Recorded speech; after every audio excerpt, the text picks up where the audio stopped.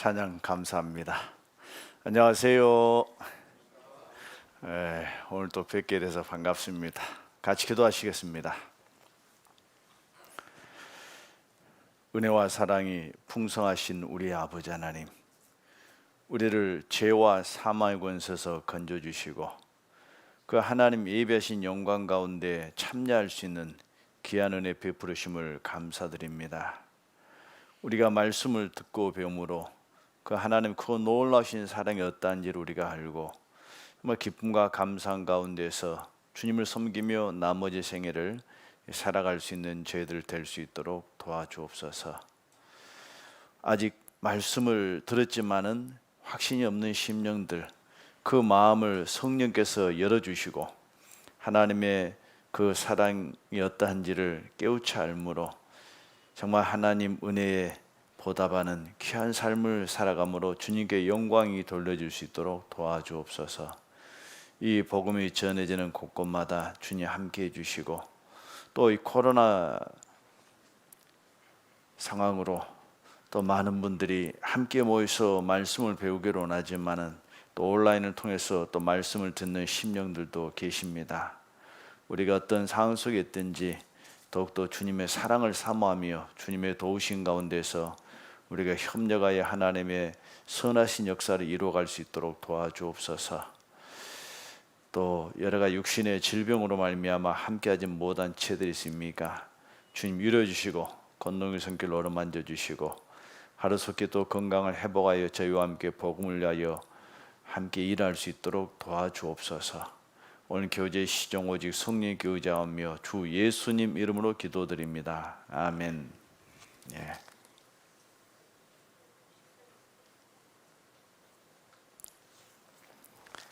디도서 3장을 보시겠습니다. 신약성경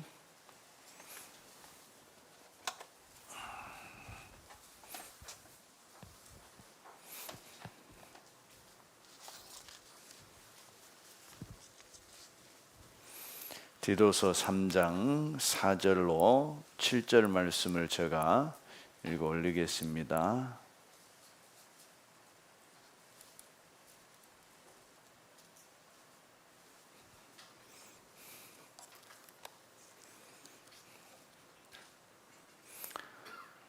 우리 구주 하나님의 자비와 사람 사랑하심을 나타내실 때에 우리를 구원하시되 우리의 행한 바 의로운 행위로 말미암지 않고 오직 그의 긍휼하심을 쫓아 중생의 씻음과 성령의 새롭게 하심으로 하셨나니 성령을 우리 구주 예수 그리스도로 말미암아 우리에게 풍성히 부어주사 우리로 저의 은혜를 힘입어 의롭다 하심을 얻어 영생의 소망을 따라 후사가 되게 하려 하심이라.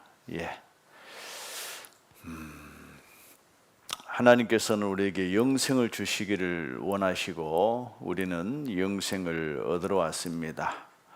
근데 우리가 영생을 얻을 수 있는 방법은 크게 보면 두 가지죠. 한 가지는 자기 어떤 행위, 자기 어떤 열심이라든지 선한 행위라든지 또 고행이라든지 어떤 자기 방법을 통해서 하나님께 나아가려는 것이 있고, 하나님 편에서는 우리가 도저히 자기의 행위로는 하나님 앞에 갈 수 없기 때문에 하나님께서 우리를 불쌍히 여기신 사랑으로 우리를 구원해 놓으셨고 그것을 믿음으로 또한 받아들이기를 원하십니다. 그래서 오늘 본문 말씀도 4절에 우리 구주 하나님의 자비와, 자비는 불쌍히 여기신 거죠. 또 사람 사랑하심을 나타내실 때에 우리를 구원하시되 우리의 행한 바 의로운 행위로 말미암지 아니하셨다 하셨습니다. 사람은 다 죄인이고 또 비록 선을 행한다 할지라도 인간은 또 죄를 짓고 살아왔지 않습니까? 허리만한 죄가 있다 할지라도 거룩하신 하나님 앞에 갈 수가 없어요. 그래서 하나님께서 우리를 불쌍히 여기시는 사랑으로 우리를 구원해 주셨는데, 그래서 오직 그의 긍휼하심을 쫓아, 이 긍휼이라는 것은 원어적인 의미를 보면 의미를 우리가 더 잘 알 수가 있어요. 이 긍휼이라는 것은 그 여자의 그 자궁을 말씀하고 계시는데, 여인이 임신해 가지고 10달 동안 자궁 안에서 아이를 키우잖아요. 그 자궁은 아이가 잉태되고 성장하고 출산하기까지 참 안전하게 보호하는 안식처입니다. 이 아이가 그 뱃속에서 자기가 자라고 또 나오기 위해서 뭐 힘쓰고 했을까? 아무것도 없잖아요. 그 어머니가 그 모든 걸 다 준비하시고 다 해주시는 거예요. 이처럼 하나님께서 우리를 불쌍히 여기신 이 사랑으로 우리를 구원해 주셨다라고 말씀하십니다. 자, 그런데 오직 그의 긍휼하심을 좇아 중생의 씻음과, 이 중생이라는 것은 다시 태어나는 거잖아요. 거듭나는 거예요. 베드로전서 1장 3절 이하에 보면요, 예수 그리스도의 죽은 자 가운데서 부활하심으로 말미암아 우리를 거듭나게 하사 산 소망 있게 하셨다 하셨어요. 그 예수님, 죄 없으신 분이 왜 이 땅에 오셨느냐? 그 거룩한 분이 인간의 죄를 대신 담당하고 죄값을 지불하기 위해서 인간의 몸으로 오셨어요. 그 십자가에 달리셔서 고난받고 피를 흘리심으로 우리 죄를 다 용서해 주셨잖아요. 그리고 이제 죽은 자 가운데서 사흘 만에 부활하셨어요. 그 예수님이 부활하셨다는 것은 예수님께서 피를 흘려서 우리 죄값을 지불하신 것을 하나님께서 다 받아주셨다라는 증거로 부활하셨습니다. 그래서 예수님의 죽으심과 부활하심으로 우리 죄를 씻어주셨다. 이게 중생의 씻음이에요. 또 성령의 새롭게 하십니다. 자, 예수님이 죽은 자 가운데 부활하심으로 말미암아 구약에 약속하신 성령을 우리에게 풍성히 부어 주셨습니다. 그 성령을 보내신 이유가 뭐냐? 이제 우리가 비록 구원을 받았지만은 아직 변화되진 이 성품이 있기 때문에 그 사람을 이제 성령님께서 변화시켜서 이제 그리스도의 인격이, 그 신의 성품이 우리 안에 이루어지게 하기 위해서 성령님을 보내주셨습니다. 그래서 오늘은 이제 예수님의 그 죽으심과 부활하심의 의미를 다시 한번 생각해보고 성령님을 우리에게 보내신 그 의미가 어떠한지를 한번 살펴보려고 합니다. 그 요한복음 3장에는 정말 중요한 말씀을 예수님께서 하셨어요. 요한복음 3장을 보면 유대인의 간원 중에, 이 간원이라는 것은 정치적인 지도자고 종교적인 지도자입니다. 이스라엘은 이 산헤드린이라는 것이 있는데,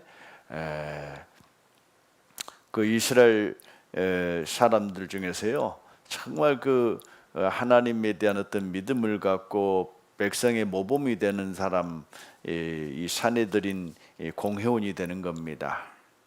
그 산헤드린 공회원 중에 한 사람이 니고데모라는 사람이 밤중에 예수님께 왔어요. 예수님 선생님 하신 거 보니까 참으로 하나님이 보내시지 아니하셨으면 아무도 그런 일을 하실 수 없는 분이심이 분명합니다. 사실 그 당시에 유대 종교가들은 예수님을 막 비난했거든요. 귀신 쫓아내면 뭐 귀신의 왕 바알세불을 힘내서 쫓아낸다고 하고, 또 예수님을 또 사마리아 사람이라고, 이 사마리아 사람 예수님 완전히 무시하고 멸시하는 표현이에요. 또 나사렛 이 목수의 아들이라고, 이 나사렛이라는 동네는 별 볼 일 없는 사람들이 사는 곳이거든요. 또 목수하면 요즘은 뭐 신분 차별이 없지만 예수님 당시에는 조금 그 무시를 당하는 어떤 그런 계층에 속한 사람이었어요.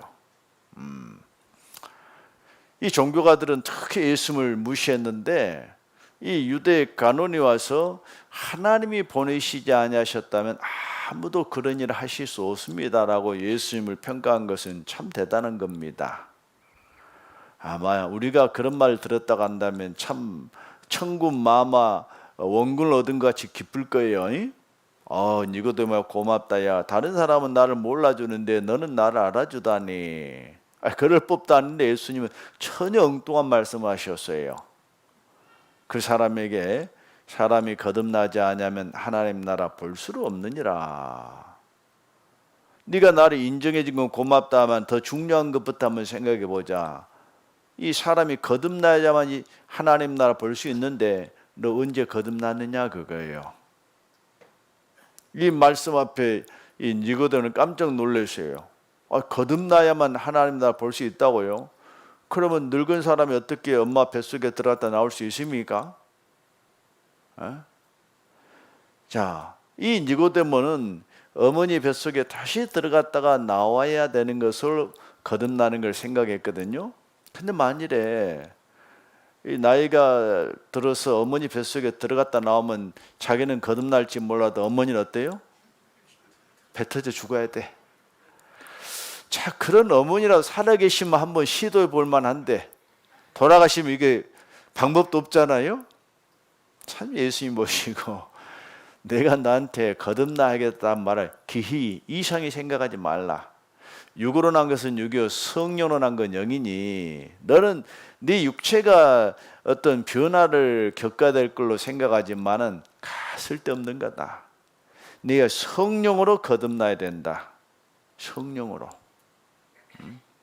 물과 성령으로 거듭나지 않으면 하나님 나라 갈 수가 없느니라 라고 말씀을 하셨습니다.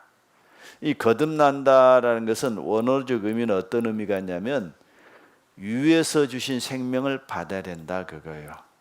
하나님께서 주신 생명을 받아야 된다 그거예요. 우리는 육신의 생명은 이제 부모로부터 우리가 받았잖아요. 실은 그 생명도 하나님의 허락하심 속에서 주어진 거예요. 그러나 참으로 중요한 그 영혼의 생명은 어디서 오느냐? 하나님께로부터 와요. 대저 생명원천이 주께 있사오니 우리가 주의 광명 중에 광명을 보리다 했습니다. 그 영혼의 생명, 영원한 생명을 하나님께서 주시려고 하시는데 그걸 너 받은 적 있느냐 그거예요. 왜?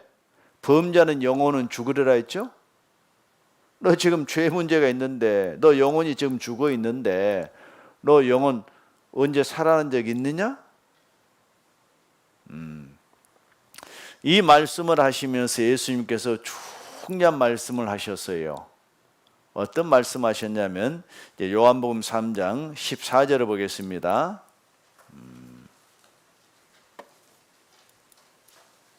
자, 요한복음 3장 14절 바로 거듭나는 문제를 말씀하시면서 예수님이 하신 말씀인데 모세가 광야에서 뱀을 든 것 같이 인자도 들려하리니 이는 저를 믿는 자마다 영생을 얻게 하려 하심이니라.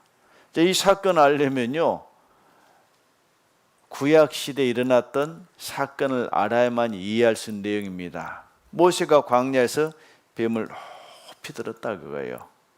그처럼 인자도 예수님 자신을 사람의 아들이라 말씀하셨어요. 여러분은 사람 아들 맞아 틀려요? 여러분도 사람 아들이죠? 사람이 내가 사람 아들이다 말하는 건 당연한 거예요. 근데 예수님이 사람의 아들이라 말하는 것은 특별한 의미가 있어요. 왜? 하나님께서 인간으로 오신 분이시거든요. 그래서 예수님을 정의하는 간단한 정의가 있어요. 예수님은 참 하나님이시요 완전한 사람이시라. 예수님은 참 하나님이셔요. 어제 배웠죠? 죄 없으신 분이셔요. 근데 완전한 사람이에요. 왜? 사람의 죄는 사람이 담당해야 되는데 죄 없는 사람만이 담당할 수 있기 때문에 죄 없으신 하나님이 인간의 몸으로 오셨다. 그분이 예수님이시다 그거예요. 그래서 예수님 자신을 인자다 이렇게 말씀하신 거예요. 예수님도 높이 들려야 된다. 어디에요? 십자가 위에 높이 달릴 것이다. 왜 그 일을 하셔야 되느냐? 이는 저를 믿는 자마다 영생을 얻게 하려 하심이니라 하셨습니다. 자, 그 민수기 21장에 보면 이 사건이 있습니다. 자, 민수기 21장에 보면 어떤 사건이 있냐면 그 이스라엘 백성이 광야길을 가는데 하나님께서는 낮에는 구름 기둥으로 다 덮으시고 밤에는 추위가 오니까 불기둥으로 덮으셨고 목마를 때는 반석에서 물을 나게 하시고 또 아침마다 하늘에서 만나를 내서 양식을 주시고 그들을 인도해 가셨거든요. 근데 조금 그 길이 힘들고 어려우니까 막 하나님을 원망하고 막 모세를 대적하고 그런 일이 있었어요. 그래서 하나님께서 이 불뱀을 보내가지고 이 원망한 사람들을 막 물게 했습니다. 이 독뱀이에요. 이 독이 퍼져가니까 얼마나 고통스러울까요? 그때서 하나님, 우리가 은혜를 망각하고 조금 힘들고 어렵다고 우리가 불평했습니다. 우리 좀 불쌍히 여기시고 좀 용서해 주십시오라고 간구했어요. 그러니까 하나님께서 모세에게 뭐라고 말씀하셨냐면, 그래, 너희 뱀에게 물린 자마다 이렇게 하셨죠. 백성은 물게 하심으로 이스라엘 백성 중에 죽은 자가 많았는데 여호와께서 모세에게 이르시되 그 불뱀을 놋뱀으로 만들었어요. 불뱀을 만들어 장대에 달라. 물린 자마다 그것을 보면 살리라. 모세가 놋뱀을 만들어 장대에 다니 뱀에게 물린 자마다 놋뱀을 쳐다본즉 살더라 그랬어요.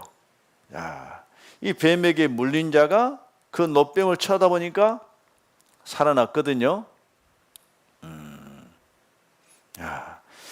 야, 뱀에게 물린 자들아, 너희들은 장대에 달린 놋뱀을 쳐다봐라. 그러면 하나님께서 산다고 말씀하셨느니라. 그 물린 자가 장대에 달린 놋뱀을 쳐다보면 살아났거든요. 자, 우리가 그 자리에 있다고 합시다. 우리도 뭔가 지금 물렸어요. 목에 물려도 막 가렵잖아요. 우리는 이 돈에 물려, 쾌락에 물려, 세상 어떤 권세에게 물려, 많은 것이 우리를 물어가지고 고통 가운데 빠뜨리고 있어요. 너희는 장대에 달린 놋뱀을 봐라 했는데, 혹시 이 자리에 있는 사람 중에 한 사람이 의학적인 지식이 있는 사람이다 합시다. 요즘은 의사보다 일반인들이 의학 상식이 더 많아가지고 의사들이 힘들다 하더라고. 아니, 여보시오 모세, 우리가 뱀에게 물렸다니까.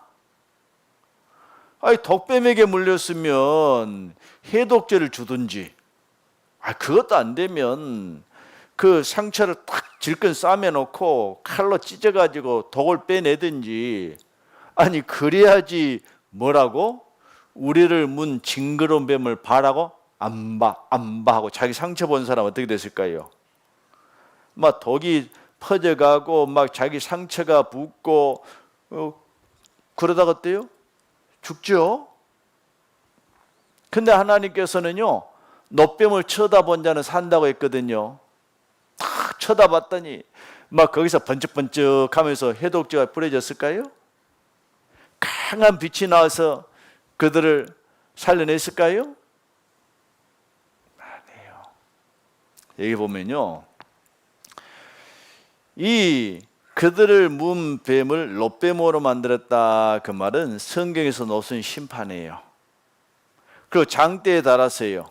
이 장대는 저주받은 것을 말씀하신 거예요. 그래서 신명기 21장 22절에 뭐라고 말씀하시냐면, 사람이 만일 죽을 죄를 범함으로 내가 그를 죽여 나무에 달거든 그 시체를 나무 위에 밤새도록 두지 말고 당일에 장사하여 내 하나님 여호와께서 내게 기업으로 주시는 땅을 더럽히지 말라. 여기에 중요한 말씀하셨죠. 나무에 달린 자는 하나님께 저주를 받았음이니라. 이 사람이 죄를 져서 시체를 나무에 달거든 밤새도록 두지 마라. 나무에 달린 자는 하나님께 저주받은 것이다. 자, 밤새도록 시체를 나무에 달아두면 어떻게 돼요? 이 저주가 어때요? 끝나지 않았다 그 말이에요.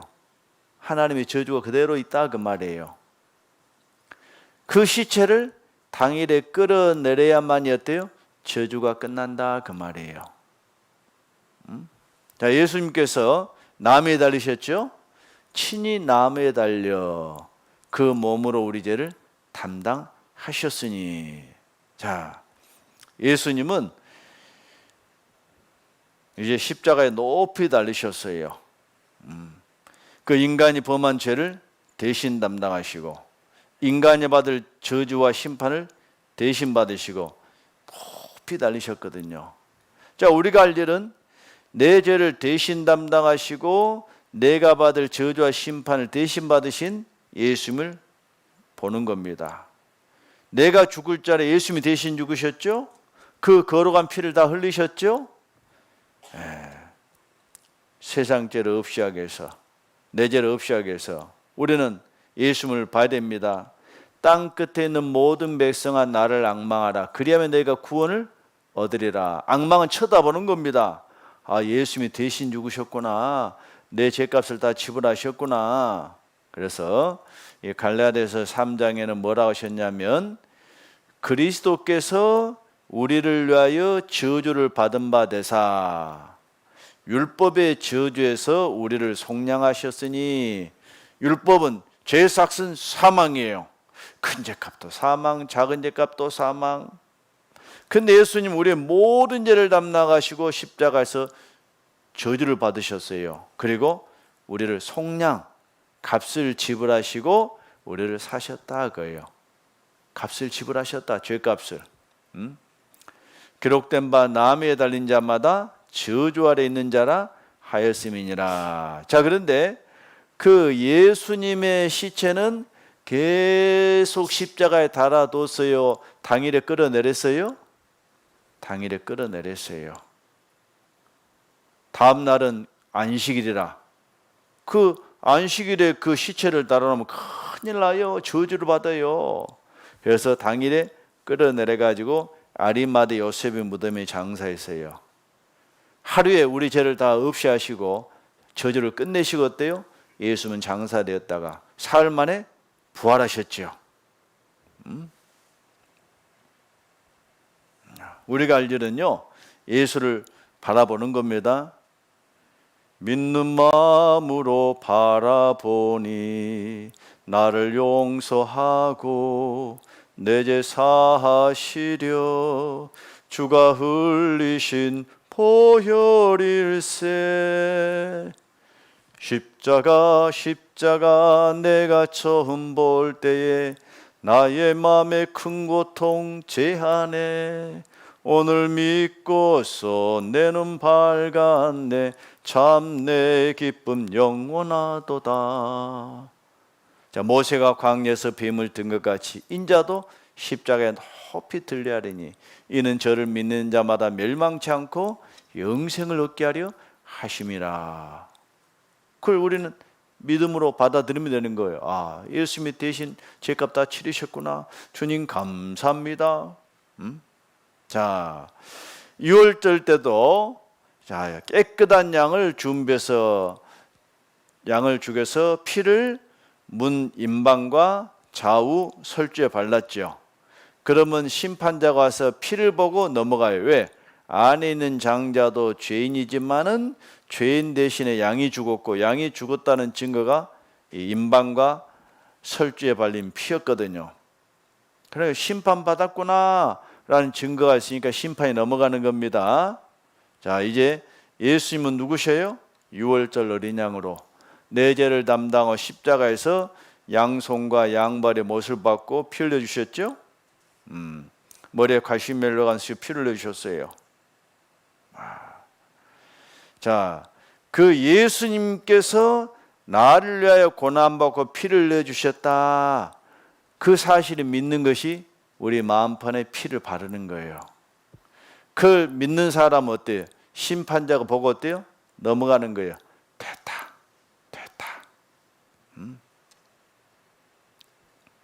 구원은 뭘로요? 사람의 눈물로서요? 착한 행실로요? 예수님 피로요? 오직 예수님 피로. 피 흘림이 없은즉 사함이 없느니라 하셨죠.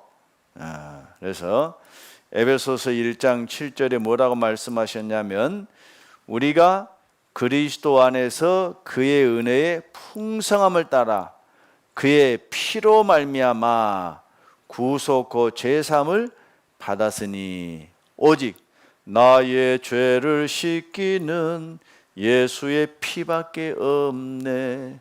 다시 정케하기도 예수의 피밖에 없네. 예수의 흘린 피 나리게 하오니 귀하고 귀하다.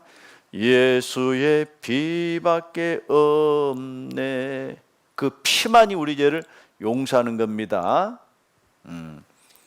그 피로 우리가 구속, 구원, 곧 죄사함을 받은 거예요. 제가 한 번은요, 어떤 분에게 이 말씀을 쭉 전하고 구원 받으셨습니까? 했더니 구원 받았대요. 죄사함도 받으셨습니까? 했더니 그건 모르겠대요. 이거 진짜요? 가짜요? 가짜요. 왜? 가장 중요한 구원이 뭐냐면 죄사함을 받아야 돼요. 이게 가장 중요한 구원이에요. 그 죄사함은 오직 예수님의 피로 받는 겁니다. 그래서 그 피가 마음속에 큰 증거 됩니다. 그 피가 증거되는 거예요. 예수는 우리를 깨끗게 하시는 주시니 그의 피 우리를 눈보다 더 희게 하셨네. 그의 피로 내 죄를 눈보다 더 희게 하셨어요. 야. 그래서 베드로전서 1장 18절에도 보면요, 너희가 알거니와 너희 조상의 유전한 망령된 행실에서 구속것을 한 것이 아니요 오직 흠도 없고 점도 없는 어린 양 같은 그리스도의 보배로운 피로 한 것이니라. 그 예수님의 무지하신 피, 그 거룩한 피만이 우리 죄를 용서할 수 있는 겁니다. 자, 요한계시록 1장 5절에 보면요, 그의 피로 우리 죄에서 우리를 해방하시고, 오직 예수님 피로 우리 죄에서 우리를 해방하신 겁니다. 근데 이 예수님의 피가요, 어떤 피인 줄 아세요? 예수님의 피가, 여러분 강아지가 아파서 병원에 갔더니 치료비 5만 원이래요. 강아지 갖다 버려요? 치료해줘요? 5만 원 정도야 뭐. 근데 봤더니 100만 원이래. 고민되겠죠?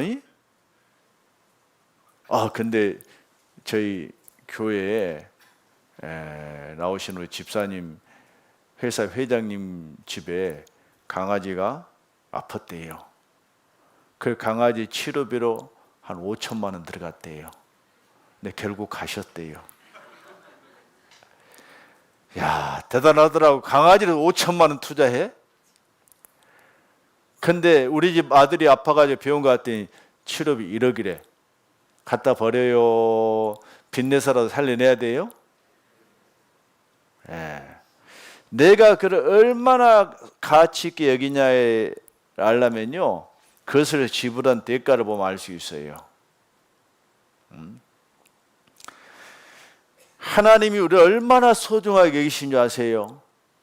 그 예수님의 피가 어떤 피냐 그거예요. 예수님의 피가. 이 사도행전 20장에 보면요, 이렇게 말씀하셨어요. 너희는 자기를 위하여 또는 온 양떼를 위하여 삼가라. 성령이 저들 가운데 너희로 감독자를 삼고, 그 밀레도에서 에베소 장로들을 불러가지고 뭔가 충분한 유언과 같은 말씀을 지금 사도 바울께서 하신 거예요. 하나님이 자기 피로 사신 교회를 치게 하셨느니라. 예수님이 죽으시고 부활하심으로 교회가 탄생했는데, 그 예수님 피는 누구 피라고요? 하나님 자기 피다 그거예요. 하나님이 자신의 생명을 아낌없이 쏟아주신 거예요. 누굴 위해서요? 죄인을 대신하여. 이런 놀라운 사랑이 어디 있느냐 그거예요. 죄인된 나를 위하여, 원수된 나를 위하여 하나님께서 자기의 모든 것을 아낌없이 쏟아주심으로 나를 구원해 주셨다. 내 죄를 용서해 주셨다. 그 큰 사랑이에요. 오직 구원은 예수님의 피로서 그 피를 믿음으로 받는 겁니다. 자, 예수님께서 우리 죄를 대신 담당하시고 죄값을 지불해 주셨어요. 다른 방법은 없어요. 왜? 우리를 사랑하신 그 큰 사랑 때문에 값없이 주신 거예요. 이걸 이제 뭘 하냐면요, 은혜라 그래. 은혜라는 것은 받을 가치 없는 사람에게 거저 베푸는 호의를 은혜라 그래요. 자, 이 에베소서 2장에 보면요,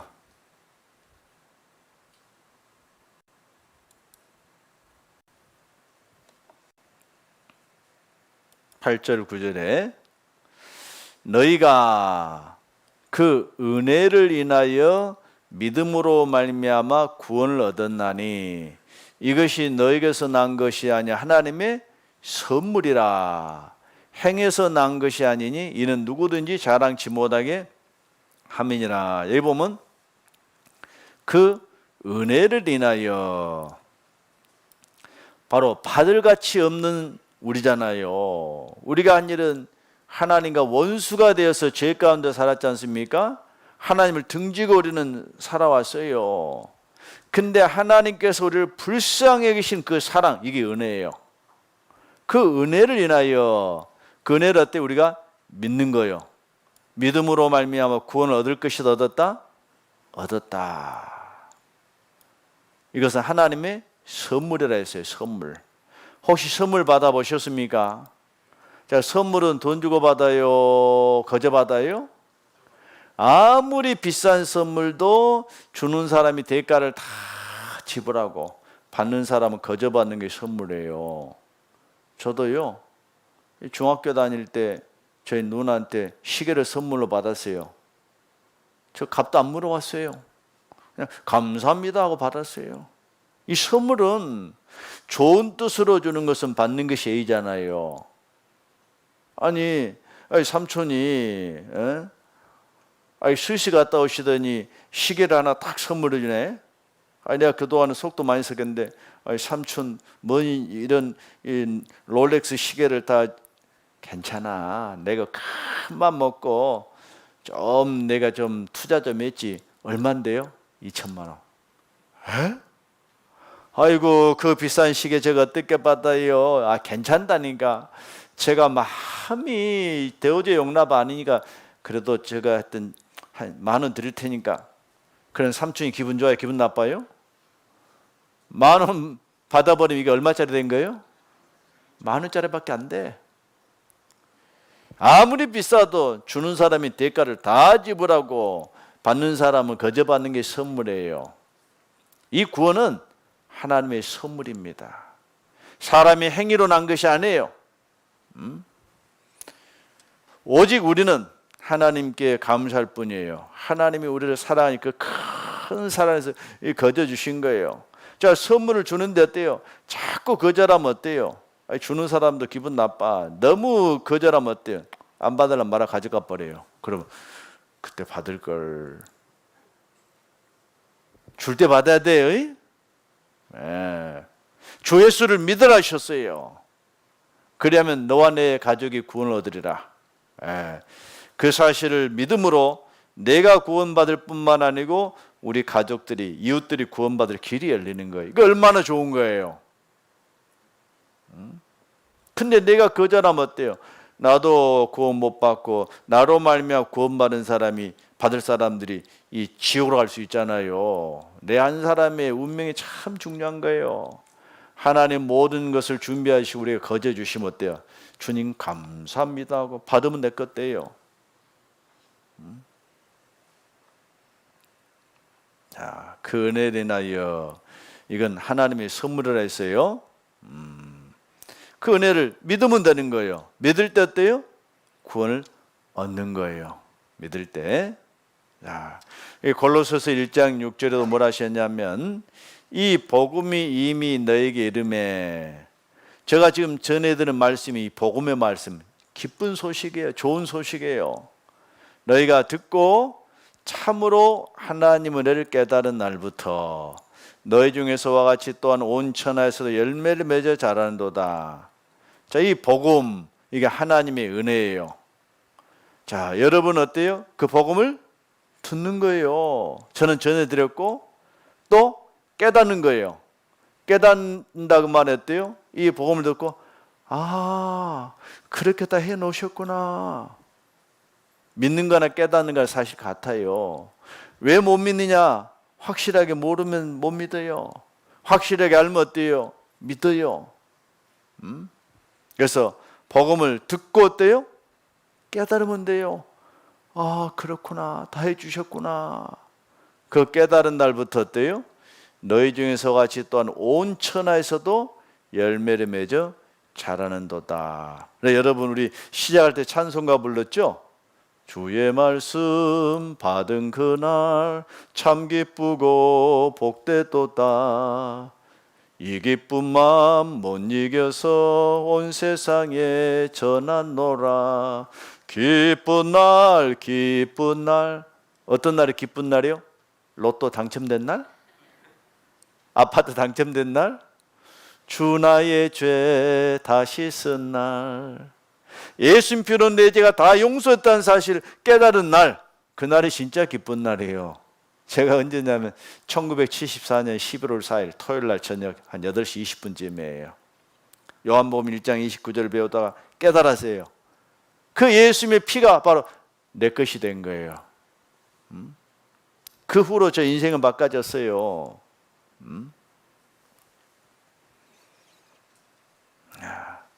또 에베소서 1장 13절에 보면요, 그 안에서 너희도 진리의 말씀 곧 너희 구원의 복음을 듣고 그 안에서 또한 믿어 약속의 성령으로 인치심을 받았으니. 자, 이 진리의 말씀이 뭐예요?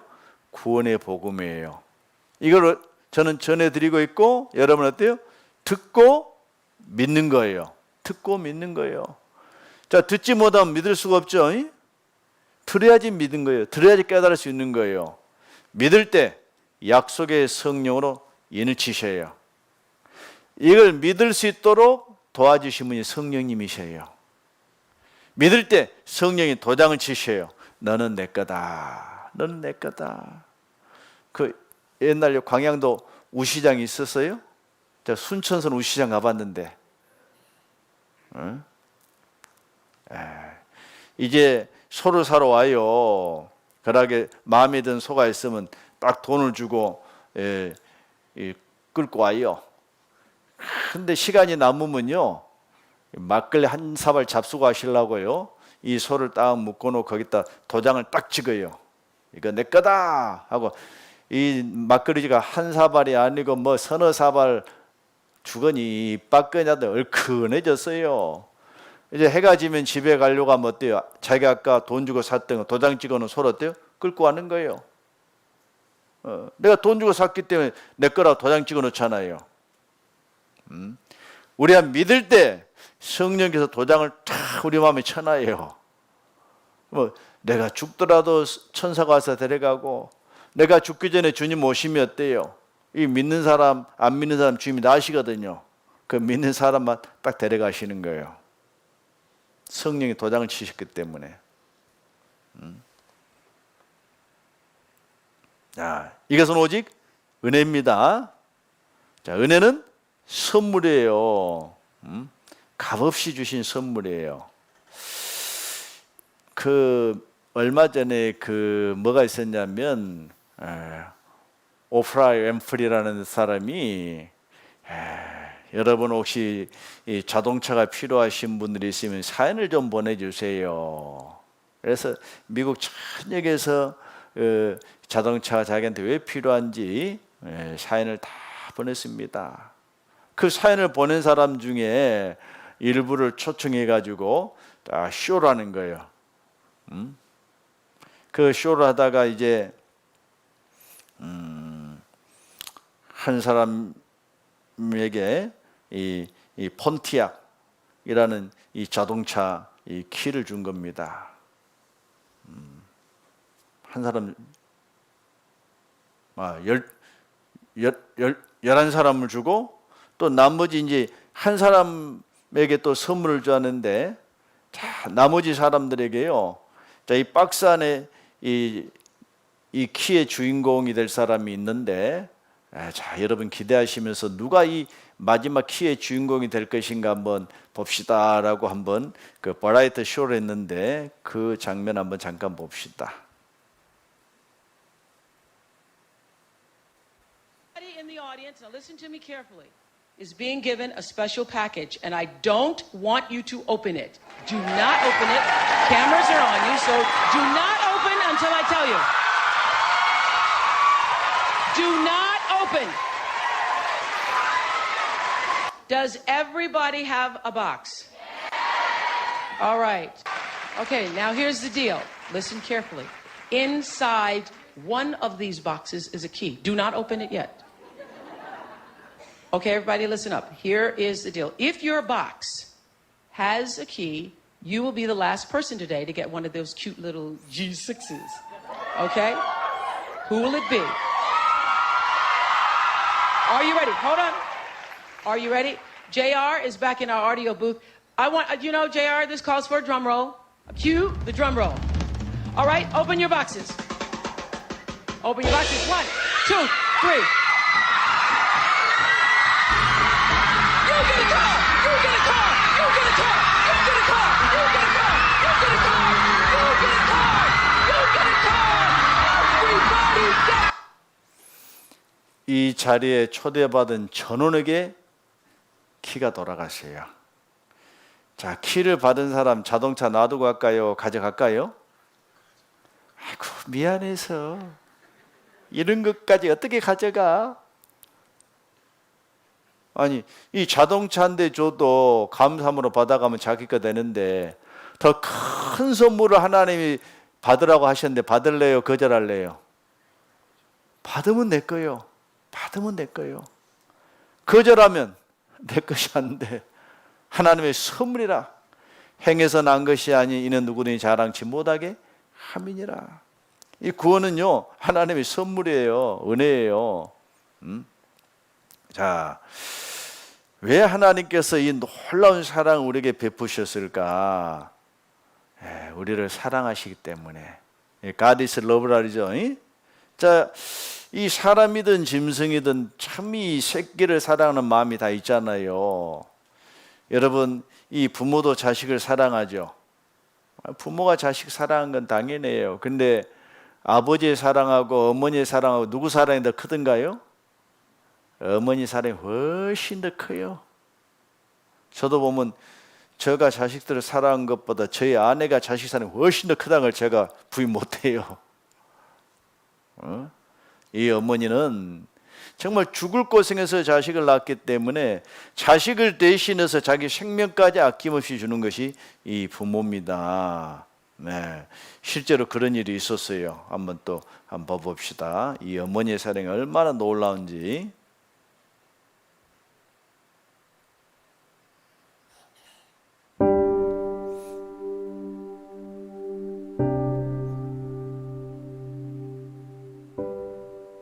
눈이 수북히 쌓이도록 내린 어느 추운 겨울날, 강원도 깊은 산골짜기를 찾는 두 사람의 발걸음이 있었습니다. 나이가 지긋한 한 사람은 미국 사람이었고 젊은 청년은 한국 사람이었습니다. 눈속을 빠져나가며 한참 골짜기를 더듬어 들어간 두 사람, 마침내 한 무덤 앞에 섰습니다. 이곳이 내 어머니가 묻힌 곳이란다. 나이 많은 미국인이 청년에게 말했습니다. 6.25 사변을 맞아 일사후퇴를 하는 치열한 전투 속에서 한 미국 병사가 강원도 깊은 골짜기로 후퇴를 하고 있었는데 무슨 이상한 소리가 들려왔습니다. 가만히 들어보니 아이 울음소리였습니다. 울음소리를 따라가 봤더니 소리는 눈구덩이 속에서 들려오고 있었습니다. 아이를 눈에서 꺼내기 위해 눈을 치우던 미국 병사는 소스라쳐 놀라고 말았습니다. 또 한 번 놀란 것은 흰 눈 속에 파묻혀 있는 어머니가 옷도 하나도 걸치지 않은 알몸이었다는 사실이었습니다. 피난을 가던 어머니가 깊은 골짜기에 파묻히게 되자 아이를 살리기 위해 자기가 입고 있던 옷을 모두 벗어 아이를 감싸곤 허리를 구부려 아이를 끌어안은 채 얼어 죽고 만 것이었습니다. 그 모습에 감동한 미군 병사는 언 땅을 파 어머니를 묻고 어머니 품에서 울어대던 갓난아이를 데리고 가 자기의 아들로 키웠습니다. 세월이 흘러 아이가 자라 청년이 되자 그때 언 땅에 묻었던 청년의 어머니 산소를 찾아온 것이었습니다. 이야기를 들은 청년은 눈이 수북히 쌓인 무덤 앞에 무릎을 꿇었습니다.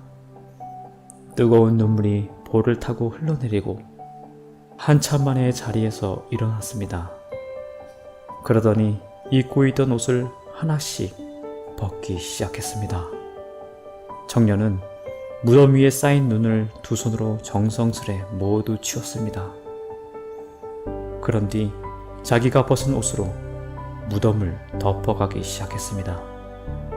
마치 어머니께 옷을 입혀드리듯 청년은 어머니의 무덤을 모두 자기 옷으로 덮었습니다. 그리고는 무덤 위에서 쓰러져 통곡을 합니다. 어머니, 그날 얼마나 추우셨어요. 보고 싶은 어머니, 그립습니다. 자랑스럽습니다. 꿈속에서라도 만날 수 있다면. 청년은 한없이 눈물을 흘립니다. 자동차가 필요한 사람에게 자동차를 준 사람의 사랑과 아이를 위해서 자기 생명을 아낌없이 는 어머니의 사랑, 어느 사랑이 더 커요?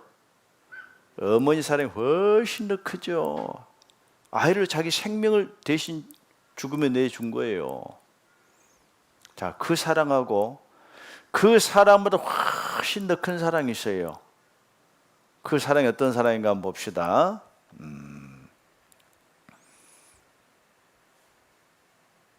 자, 이 어머니의 사랑, 자기 아들을 위해서 생명을 아낌없이 주는 사랑, 누가 이보다 더 큰 사랑을 가졌을까요?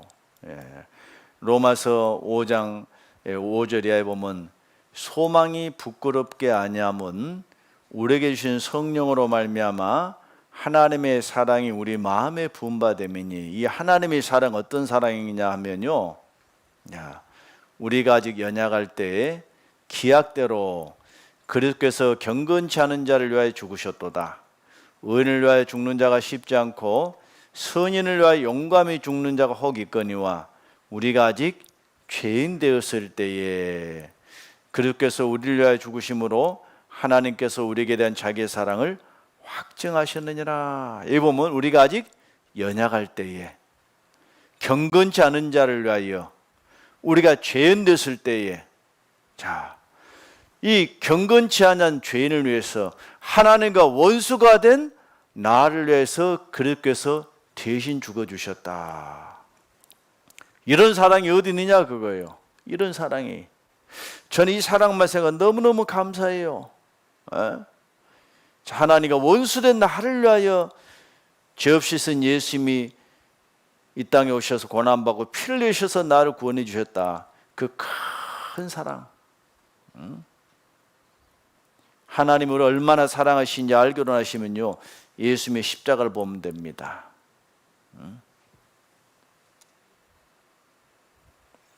하나님께서 우리에게 대한 자기의 사랑을 확증하시느니라. 확실하게 증명하셨어요. 얼마나 사랑한지. 이 어머니 사랑과 비교할 수 없는 사랑이죠.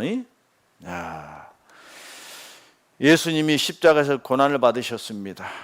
자, 양손과 양발에 못이 박히시고 머리에 가시멜라는 쓰시고 피를 흘려주셨어요. 자, 우리가 그 십자가 밑에서 예수님을 한번 바라봅시다. 예수님, 왜 그렇게 십자가에서 죽으셔야만 됐습니까? 이 십자가는 가장 이 잔인무도한 죄인들을 가장 많은 고통을 주고 부끄러움을 주고 형벌을 내린 형틀이 십자가형입니다. 그 당시 로마에서는 로마 시민에게는 십자가형 안 내려요. 피정복민들에게만 내리는 형틀이죠. 자, 예수님 왜 그렇게 비참하게 죽으십니까? 고통을 받고. 예수님 뭐라 대답하실까요? 그건 너 죄 때문이야. 네 죄값 때문에 내가 대신 날린 거야. 아니 예수님 왜요? 죄는 내가 지었는데 왜 예수님이 대신 죽으셔야 돼요? 이유가 뭐예요? 너를 사랑하니까. 사랑 때문입니다. 사랑. 어머니가 왜 대신 죽어요? 아이를 사랑하니까. 그 사랑은 이유가 없어요. 이유가 없어요.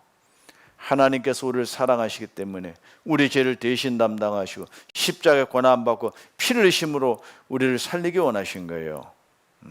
그래서 요한일서 4장 16절에 보면 하나님이 우리를 사랑하시는 사랑을 우리가 알고 믿었느냐. 하나님은 사랑이시라. God is love. 이건 너무 중요한 말씀이죠.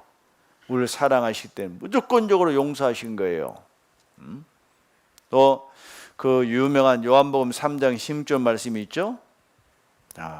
하나님이 세상을 이처럼 사랑하사 얼마만큼 그 독생자가 이 땅에 오셔서 십자가 멸시천대와 부끄러움과 고난을 받고 피 한 방울 남기고 다 쏟아질 만큼 사랑하셨어요.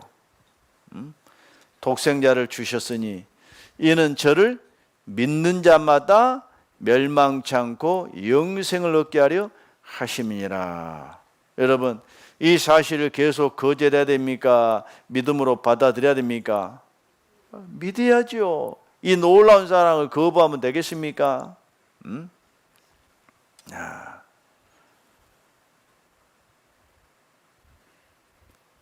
이제 예수님의 그 걸어간 피로 우리 죄를 다 용서해 주셨는데, 자, 그 하나님은 영원한 사랑을 갖고 있기 때문에 자기 피로 영원한 속죄를 주셨죠.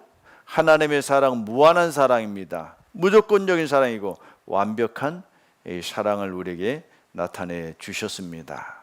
자, 그 큰 사랑.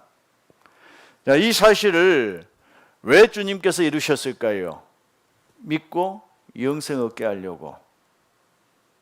이 사실을 믿는 사람은 심판이 있을까요? 없을까요?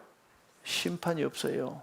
자, 그래서 요한복음 3장 이제 17절 이하에 뭐라고 말씀하셨냐면,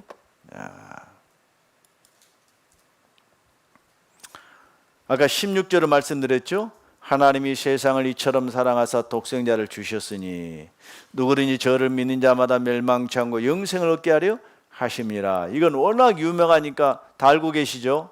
하나님이 세상을 이처럼 사랑하사 독생자를 주셨으니 누구든지 예수 믿으면 멸망하지 않고 영생을 얻으리로다. 요한복음 3장 16절. 이 정도는 알고 계셔야 돼요. 자, 그 다음에 17절에 하나님이 그 아들을 세상에 보내신 것은 세상을 심판하려 하심이 아니요 저로 말미암아 세상이 구원을 받게 하려 하심이라. 저를 믿는 자는 심판을 받지 아니하는 것이요 했는데, 자, 저로 말미암아 세상이 구원을 받게 하기 위해서 예수님을 보내셨어요. 그리고 저를 믿는 자는, 예수님이 하신 일을 믿는 자는 심판 받는다고요? 안 받는다고요? 안 받는다고 했어요. 자, 봅시다. 우리가 태어나서 지금까지 죄를 짓고 살아왔어요. 지난주에. 오늘도 또 죄를 짓고 살 수 있어요. 또 내가 얼마만큼 살지 몰라도 어느 날 내가 죽겠죠? 죽는 날까지 죄를 이제 안 져야 되겠지만 혹시 또 죄를 지을 수도 있겠지요.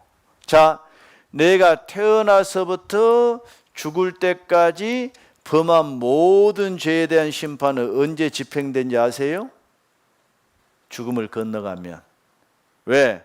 한 번 죽는 것은 사람에게 정하신 바요 그 후에 심판이 있어요. 바로 히브리서 9장 27절에 한 번 죽는 것은 사람에게 정하신 것이요 그 후는 어디예요? 죽음 후. 왜? 이 땅에서는 하나님이 거룩하기 때문에 당장 이 죄에 대해서 벌을 내리고 싶어도 당장 벌 내리면 다 지옥 가기 때문에 하나님 오래 참고 계신 거예요. 회개할 기회를 주시겠어요. 그런데 딱 죽음을 건너가면 하나님의 오래 참음도 끝나는 거예요. 바로 심판이 결정되는 거예요. 그 후에는 심판이 있습니다. 자, 이 심판은 내가 죽음을 건너가면 이제 심판이 집행되는 거예요. 그런데 내가 죽음의 죄에 대한 심판을 받아야 되는데 그 죄에 대한 심판을 누가 받으셨냐면 예수님이 받으셨어요. 언제요? 2000년 전에. 자, 여러분, 식당에서 밥을 먹으면 보통 이제 먹고 나면서 밥값 내죠? 후불이죠, 후불. 근데 어떤 경우는 오늘은 내가 쏜다고 성질 급한 친구가 먼저 내는 경우가 있죠. 그러면 나는 나올 때 밥값 걱정해야 돼요? 친구야 고맙다면 돼요? 고맙다면 돼. 자, 죄는 내가 지었고 죽음 건너편에 심판을 받았는데 예수님이 미리 받아주셨어요. 선불로. 영수증까지 주셨어요. 성경 영수증이죠. 그럼 나는 죽음 건너가서 죄에 대한 심판받을 걱정해야 돼요? 예수님이 미리 다 받아주시면 감사하면 돼요? 감사하면 되는 거예요. 이 사실을 믿는 자는 심판이 없어요. 믿는 자는 심판이 없어요. 믿지 않는 자는 독생자 이름을 믿지 아니하면 벌써 심판을 받은 것이라. 믿으면 심판이 없는데 안 믿으면 심판이 있어요. 믿는 게 좋아요? 안 믿는 게 좋아요? 100번 믿어야지요. 믿어야 되고 말고요. 그래서 성경은 계속 강조하십니다. 주 예수를 믿으라라고. 믿으라라고. 다 해놨다라고. 배고픈 사람 앞에 밥상 차리고 잡수세요. 근데 미안해세요. 우리나라 사람 체면 때문에. 아들이 이제 죽을 병에 걸려가지고 겔겔겔겔 하는데 어머니가 이 아들을 위해서 치료할 수 있는 약을요 백방수소문해가지고 이제 다려가지고 왔습니다. 아들아, 이것만 먹으면 너 나서 이거 먹고 나은 사람이 얼마나 많은지 알아? 어머니 왜 그런 짓을 했어요? 내 혼자 죽으면 되지 뭐. 그 비싼 약을 왜? 어머니가 이 약값을 대기해서 집도 팔고 논도 팔고 막 빚까지 내가지고 가져왔거든. 나 그런 게 필요해서 걷어 차버리면 어머니가 기뻐하셔요? 슬퍼하셔요? 이 어머니가 자기 모든 걸 희생해서 약을 가져왔으면 어때요? 먹고 벌떡 일어나는 게 효예요. 하나님이 우리를 위해서 모든 걸 다 준비해 주셨어요. 믿으라 하셔요. 그걸 믿음으로 받아들인 것이 하나님을 기쁘시게 하는 거예요. 근데 자기 노력으로 가겠대. 예수님 공로는 필요 없대. 이건 완전히 이 하나님의 은혜를 대적하는 거예요.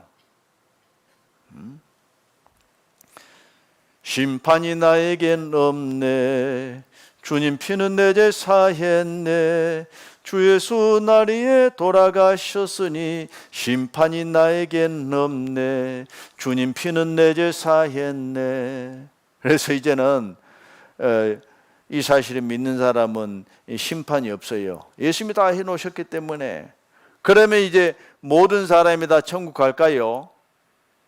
아니요. 지옥 갈 사람도 있어요. 어떤 사람?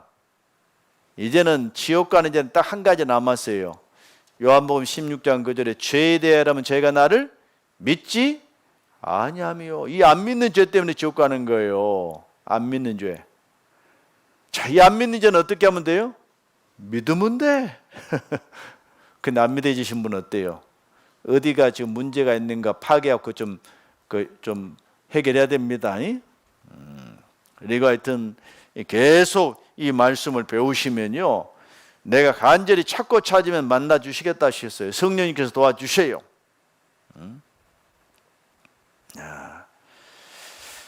예수님이 다 이뤘다 하셨어요. 자, 이거 한번 생각합시다. 자, 예수님께서 십자가에서 피를 흘리시면서 그래 너 참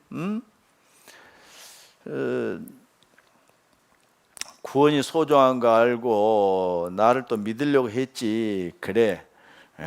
그래서 내가 네 죄는 한 70%나 내가 해결할 테니까 30%는 너가 해결하고 와라. 그러면 천국 가요 못 가요?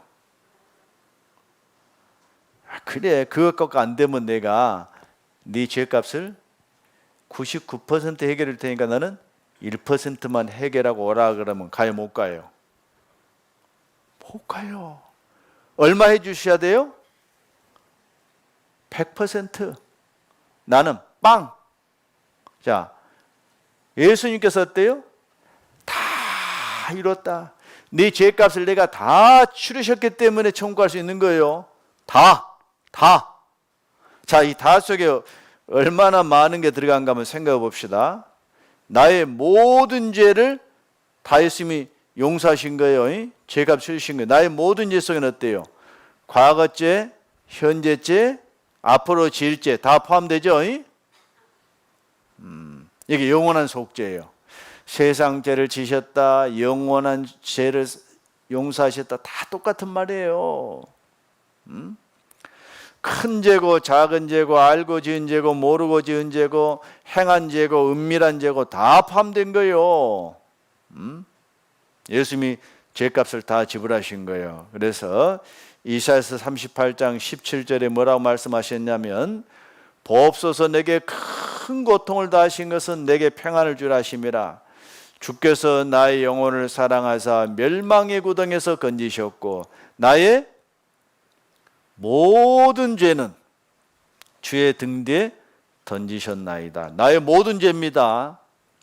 자, 모든 죄 속에는 과거에 지었던 죄 들어가요, 안 들어가요? 현재 짓고 있는 죄 들어가죠? 앞으로 지을 죄 다 들어가죠? 그러니까 예수님이 십자가에서 다 처리하셨어요. 하나님 등들어 던져버리셨어요. 모든 죄를. 큰 죄, 작은 죄, 생각난 죄, 생각 안 난 죄 가릴 것 없이. 이제 하나님과 나서의 죄가 있어요, 없어요? 없어요. 지옥 갈 미천이 죄인데 예수님이 다 없애버리셨어요. 그랬더니 어떤 할머니와 돌아보면 보이잖아요. 이게 뭔 말이냐면 다시는 찾지 못할 것으로 없앴다는 표현입니다. 다시는 찾지 못할 것으로. 그래서 이사야 40장 2절에 뭐라고 하셨냐면 그 복역의 때가 끝났고 그 죄악의 사함을 입었느니라. 그 모든 죄를 인하여 여호와의 손에서 배나 받았느니라. 넉넉하게 값을 치러주신 거예요. 모든 죄를 배나 넉넉하게 다 죄값을 치러주셨고 또 시편 103편에 뭐라 하셨냐면요. 동이 서에서 먼 것 같이 우리 죄가를 우리에게서 멀리 옮기셨습니다. 이 동쪽과 서쪽은 못 만나요. 우리가 어제 그 성막 제사를 잠깐 봤는데 제사장이 지성소에 가서 피를 뿌리죠. 그건 서쪽이에요, 서쪽. 그리고 아사셀 양이 있죠. 아사셀 양은 동쪽 문을 통해서 끌고 가요. 보이지 않는 거야. 자, 동쪽과 서쪽은 못 만나는 거예요. 다시는 만날 수 없는 곳에 하나님께서 죄를 다 없이 하셨다 그 말이에요.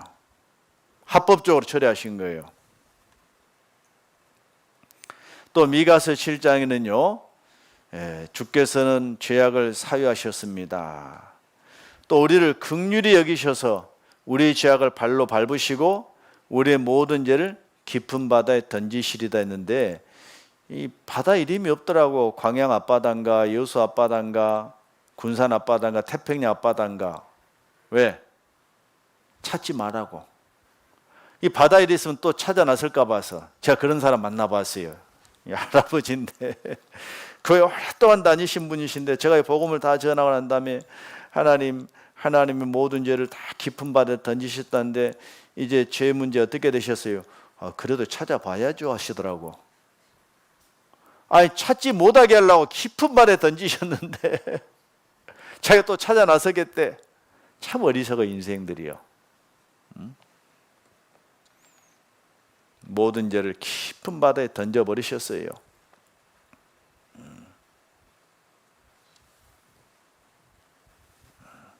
자, 이 복음도 말씀드리자면 사실 뭐 한이 없는데요. 이 정도 말씀드려야 될 것 같아요. 그래서 이제 예수님 피로 우리 죄가 용서됐잖아요. 그 사실을 믿음으로 허물과 죄로 죽었던 영혼이 살아나요. 이걸 성경에서 뭐라 하냐면 영혼이 구원을 받았다 그래요. 가장 중요한 구원이에요. 누가복음 1장 77절에 자기 백성에게 죄 사함으로 말미암는 구원을 알게 하시리니, 이 죄 사함을 먼저 받아야 돼요. 그래 영혼이 살아나는 거예요. 자, 그래서 베드로전서 1장 8절 9절에 말씀하시기를 예수를 너희가 보지 못하였으나 살아난도다. 이제도 보지 못하나 믿고 말할 수 없는 영광스러운 즐거움으로 기뻐하니 믿음의 결국. 믿음의 결국이 뭐예요? 영혼의 구원을 받는 거예요. 이 영혼 구원 받은 사람은요 언제 죽어도 천국 가요. 자, 그래서 이 영혼 구원 참 중요합니다. 이건 믿음으로 받는 거예요. 이 영혼 구원을 정리해 보면요, 죄삼 받는 거예요. 첫째, 죄삼을 받는 거예요. 그리고 영생을 얻는 거예요. 죄삼 받을 때 영원한 생명을 얻는 거예요. 또 우리가 사망의 생명으로 옮겨졌어요. 진실로 진실로 너에게는 내 말을 듣고 또 나 보내신 이를 믿는 자는 영생을 얻었고 심판에 이르지 않는다 했습니다. 심판 없어요. 또 이 사실을 믿음으로 우리가 의인이 됐어요. 예수는 우리 범죄함을 위하여 내어짐이 되고 또한 우리를 의롭다 하심을 다시 살아나셨어요. 이미 예수님 안에 우리 운명을 포함시키신 거예요. 예수님이 십자가 주실 때 죄인 운명을 끝내시고 예수님이 죽은 자 가운데 부활하실 때 우리 운명도 예수님 안에 포함시켜서 우리를 의롭다고 인쳐주신 거예요. 또 이 사실을 믿음으로 하나님 자녀가 된 거예요. 내가 뭐 열심히 기도하고 집사 장로 돼서 하나님 자녀가 된 게 아니에요. 하나님 자녀가 되는 법은 요한복음 1장 12절에 영접하는 자 곧 그 이름을 믿는 자들에게는 하나님의 자녀가 되는 권세를 주셨으니 이는 혈통으로나 육종으로나 사람 뜻으로 나지 아니하고 오직 하나님께로 난 자들이니라. 이 영접하는 자라는 의미로 오해하면 안 돼요. 주여 오늘 이 시간 영접하오니 내 안에 들어오시옵소서. 영접식 구원해가지고 주님이 들어오신 게 아니에요. 자, 영접한다는 의미가 뭐냐면요, 곧 그 이름을 믿는 거예요. 자기 백성을 저의 죄에서 구원할 자, 예수님 피로 죄사함 받을 때 하나님의 자녀로 거듭나는 거예요. 이건 혈통으로 된 것이 아니에요. 어떤 인간적인 방법으로 된 것이 아니에요. 오직 하나님께서 이렇게 정해 놓으셨어요. 이름을 믿을 때 하나님 자녀로 태어나는 겁니다.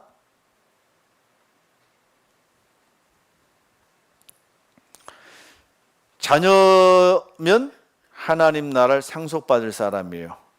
우리 후사라 그랬어요. 또 이 사실을 믿을 때 성령이 우리 안에 딱 들어오셔요. 제가 포천에 할렐루야 기도원도 가봤어요. 큰 강당에 엄청나게 많은 목사님들, 또 거기에서 뭐 능력받기로 원하신 분들, 또 그 옆에 막 토굴 같은 게 엄청나게 많이 있어요. 그래서 랄랄랄랄랄랄랄 한 사람도 많더라고. 왜? 방언 받으려고. 아니 왜 저렇게 방언 받으려고 애쓰십니까 했더니 방언 받은 게 성령 받은 거라나?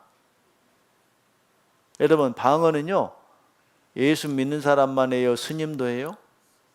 스님도 하더라고. 여러분, 성령님은요 홀리 스피릿입니다. 거룩한 영이시기 때문에 죄인 속에 들어오실 수가 없어요. 성령님은 언제 들어오시느냐? 성령님이 언제 들어오시느냐? 사도행전 2장 38절에 베드로가 하루되 너희가 회개하여 각각 예수 그리스도로 세례를 받고 죄사함을 얻으라. 그냥 성령을 선물로 받으리니 죄사함 받을 때 누가 들어오셔요? 성령이 들어오셔요. 찬송가도요. 내 죄를 속하여 주신 주 내 속에 들어와 계시네. 죄사함 받을 때 성령이 내 속에 들어오셔서 하나님 자녀된 것을 인쳐주셔요. 방언할 때 들어온 게 아니에요. 방언은 믿지 않는 자를 위한 표적이라 그랬어요. 안 믿는 사람 위한 표적이지. 바로 우리가 이 죄사함 받을 때 성령이 우리 안에 들어오셔요. 또 갈라디아 3장에 말씀하시기를 너희가 성령을 받은 것은 율법의 행위로냐 듣고 믿음으로냐. 듣고 믿을 때 성령을 받지 랄랄랄랄라 연습하고 받은 게 아니에요. 이 자꾸 랄랄랄랄라 하면 혀가 꼬부라져갖고 뭐 방언이 나온다나? 참. 이 성령님은요, 이 복음을 듣고 믿을 때 우리 속에 들어오셔요. 듣고 믿을 때 성령이 들어오십니다. 그리고 딱 성령님이 들어오시면요, 성령이 친히 우리 영으로 더불어 하나님의 자녀인 것을 증거해 주신다 그랬습니다. 너희가 아들인 고로 하나님이 그 아들의 영을 우리 마음 가운데 보내사, 이 아들의 영이 성령님이셔요. 아바 아버지라 부르게 하셨느니라. 이 교회 가신 분들요, 참 옆에서 기도하는데 하나님 아버지 그러면 어때요? 쑥스러워. 어떻게 하나님이 아버지냐? 근데 자꾸 옆에서 하나님 아버지 나도 한번 따라 한번 해볼까 하다 보니까 어때요? 그냥 이무렇게 그냥 하나님 아버지에. 내가 하나님 아버지한테 하나님 오냐 내 아들 하실까요? 아니요. 아들의 영을 내가 받아야 돼요. 아들의 영을.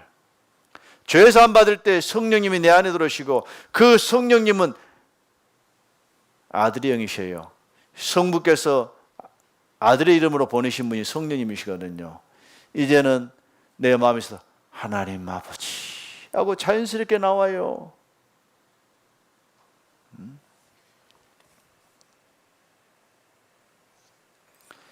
자, 우리를 너희와 함께 그리스도 안에서 경고케 하시고 우리에게 기름을 부으신 이는 하나님이시니 성령님을 기름으로 표현하고 있습니다.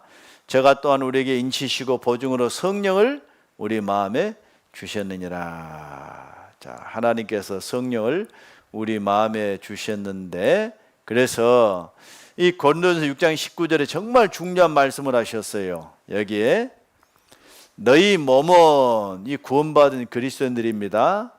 너희가 하나님께로부터 받은 바 너희 가운데 계신 성령의 전인 줄 알지 못하느냐. 자, 구원받은 사람 속에 누가 들어와 계셔요? 성령님이 들어와 계시죠.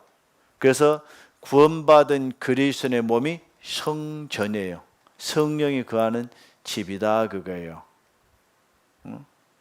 내 죄를 속하여 주신 주 내 속에 들어와 계시네. 이게 얼마나 놀라운 일입니까? 붉은 벽돌집 지어놓고 성전 봉헌 시간 되면 성경적으로 안 맞아요. 눈에 보이는 육신의 성전은요, 예루살렘에 있었어요. 그것도 이미 2000년 다 파괴돼 버렸어요. 없어요. 지금 땅에 성전이. 하나님이 계신 것이 성전이잖아요. 이제 하나님 어디 계셔요? 예수님 시대는 예수님 안에 있었고 이제는 성령으로 우리 안에 와 계셔요. 우리 각자에게. 뿐만 아니고 너희는 값으로 산 것이 되었으니 그런즉 너희 몸으로 하나님께 영광을 돌리라. 예수님이 피를 흘리셔서 우리 영혼을 사셨습니다. 이제는 예수님을 우리는 이 주인으로 모시고 살아가는 사람들입니다. 또 이제 고린도전서 3장에 보면요, 이 구원받은 그리스도인의 인적 결합체가 또 성전이고, 고린도전서 1장에 보면 그걸 또 이 교회라고 말씀하고 계십니다. 자, 왜 성령을 우리 안에 주셨느냐? 이게 정말 중요합니다. 성령을 우리 안에 보내신 목적이 뭐냐? 자, 이제 우리가 구원을 받았지만은 이 구원받았다라는 것은요, 우리 속에 있는 죄가 싹 빠져나가 버리고 다시는 죄를 지을 수 없는 사람 바꿔진 걸 말하는 게 아니에요. 구원을 받은 것은 죄 싹시 지불된 거예요. 죄에 대한 심판이 면제된 거예요. 아직 우리 속에는 죄를 지을 수 있는 속성이 남아 있는 거예요. 마치 뭐와 똑같냐면 저 지상낙원이라는 그 북한을 탈출해 가지고 우리나라에 들어와서 대한민국 국적을 얻으신 분들 계시죠. 세터민. 자, 대한민국 국적 얻으면 대한민국 국민으로서 모든 권리를 누릴 수 있어요. 그런데 세터민이 됐다고 해서 하루아침에 말투가 바꿔집니까? 걸핏하면 아바이동무, 어마이동무, 미역동무 이렇게 나와요. 그것은 이제 이 대한민국에 살다 보면 어때요? 점점 말투도 바꿔지고 생활의 태도도 바꿔지죠. 다만 한 가지 분명한 것은 이제 전에는 정은이라서 충성했는데 이제는 누굴 위해 충성해야 돼요? 대한민국을 위해서 충성을 다해야 되는 거예요. 만일에 지금도 정은을 위해서 충성하면 그건 간첩이요. 이제 구원을 받은 사람은 우리가 섬겨야 될 대상이 바꿔진 거예요. 전에는 죄의 종이었고 마귀의 종이었고 자기 자신의 종이었어요. 이제는 예수님은 나의 주인이 되신 거예요. 나를 구원하신 주님을 위해서 충성된 삶을 살아가야 되는 거예요. 하나님 나를 위해서는 살아가는 목적이 생긴 거예요. 삶의 목적이 달라진 거예요. 그런데 이제 대한민국 국민이 되었으면 대한민국 국민답게 살게 하기 위해서 교육도 받아야 되죠. 이제 그리스도인이 되었으면 그리스도의 성품이 우리 안에 이루어져야 돼요. 그래서 성령님을 보내주셔서 우리의 마음과 우리의 생각과 우리의 삶을 변화시켜 가시는 거예요. 이게 바로 성령의 새롭게 하심입니다. 성령의 새롭게 하심이 있는 거예요. 이 부분을 좀 생각해 봅시다. 이것을 이제 신학적으로는 의롭다함을 받는다, 칭의라 그래요. 믿음으로 우리가 의롭다함 받는 거예요. 그 다음에 이제는 우리의 성품까지 주님을 닮아가야 돼요. 이걸 성품구원, 신학적으로는 성화라 그래요. 거룩할 성자, 될 하자. 하나님이 거룩한 것처럼 우리도 거룩하게 변화돼 가야 됩니다.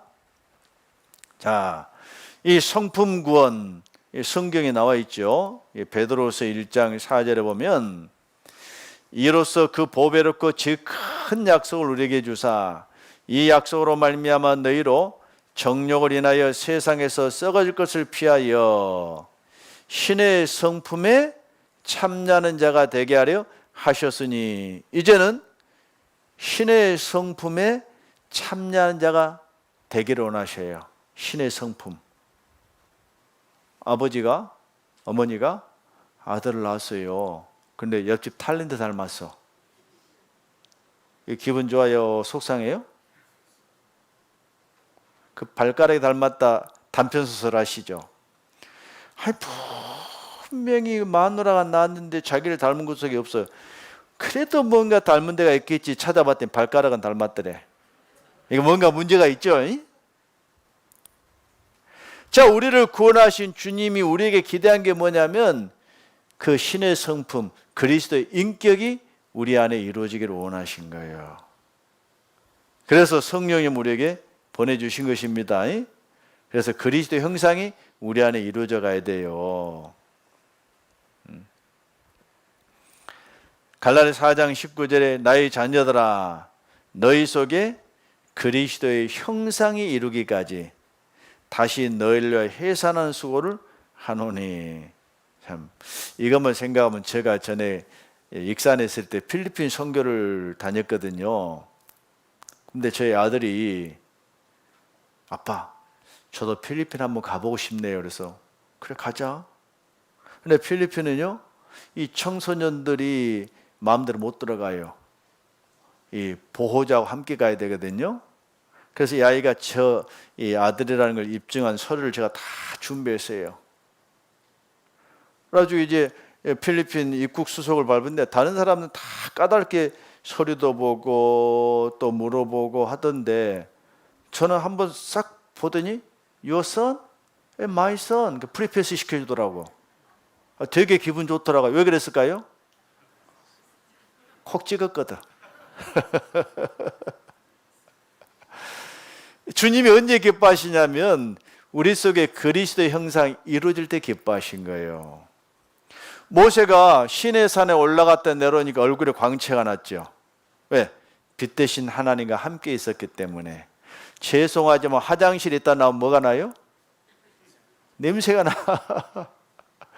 우리가 주님과 함께 동행하면 그 주님의 인격이 우리를 통해서 나타나게 돼 있는 겁니다. 자, 이 성품 구원, 이 생활 구원이라는데 이걸 위해서 성령님을 부어 주셨어요. 그 성령님이 오셔서 우리가 친히 우리 영으로 더불어 하나님의 자녀인 것을 첫째는 증거해 주셔요. 아까 인치셨다. 또 성령이 친히 우리 영으로 더불어 하나님 자녀인 걸 증거하신다 하셨고, 또 성령님은 오시면 뭐 하시냐면 우리를 죄에서 돌이키게 하셔요. 자, 주님께서는 구원받기 전에 우리가 어떻게 살았든지는 따지지 않으셔요. 묻지도 않으셔요. 그러나 구원받고 난 이후에 주님 앞에 가는 삶은 다 주님이 계산하시고 물으셔요. 누구든지 그리스도 안에 있으면 새로운 피조물이라 이전 것은 지나갔으니 보라 새 것이 되었도다 하셨어요. 새로운 삶을 살아야 돼요. 삶의 목적이 달라져야 돼요. 그 중에 가장 중요한 게 뭐냐면 그 요한복음 8장에 보면 간음 중에 현장에서 잡힌 여인이 있었어요. 유대인들이 이 여인을 잡아가지고 돌멩이 들고 예수 앞에 끌고 왔어요. 예수님, 모세 율법에는 이런 자를 돌로 치라고 했는데 어떻게 할까요? 만일에 돌로 쳐 죽여버려! 그럼 어떻게 될까요? 예수님은 그 당시에 사형 집행권 오직 로마에게만 있어요. 로마 법을 범한 자가 되는 거예요. 만일 예수님이 죽이지 마! 그러면 모세 율법을 범한 자가 되는 거예요. 모세 율법은 간음하다 잡히면 돌로 쳐 죽이라 했거든요. 유대인들을 보면 어찌됐든 예수님을 넘어뜨리려고 막 시험하는 거예요.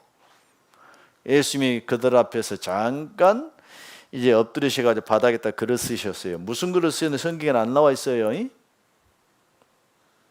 일어서시고 난 다음에 그 혈기등등한 사람들을 향해서 말씀하셨습니다. 너희 중에 죄 없는 자가 먼저 돌로 치라. 그랬더니 어른부터 아이까지 돌멩이 툭툭툭툭 놔두고 떠나갔어요. 왜? 다 죄인이거든. 누가 이 여인을 정죄할 자격이 있느냐 그거예요. 이제 오직 이 예수님 앞에는 간음증에 잡힌 여인만 남아있는 겁니다. 사실 여인을 심판할 수 있는 분은 예수님 한 분밖에 없어요. 죄 없으신 예수님만이 이 사람을 심판할 자격이 있는 거예요. 여자여, 너를 정죄한 자가 없느냐? 없나이다. 없나이다. 나도 너를 정죄치 아니한다. 하지만 가서 다시는 죄를 범치 말라고 하셨습니다. 이거 한번 생각해 봅시다. 이게 무슨 뜻인가 그거예요. 우리가 죄를 범하면 우리 죄를 저주하는 자가 율법입니다. 율법.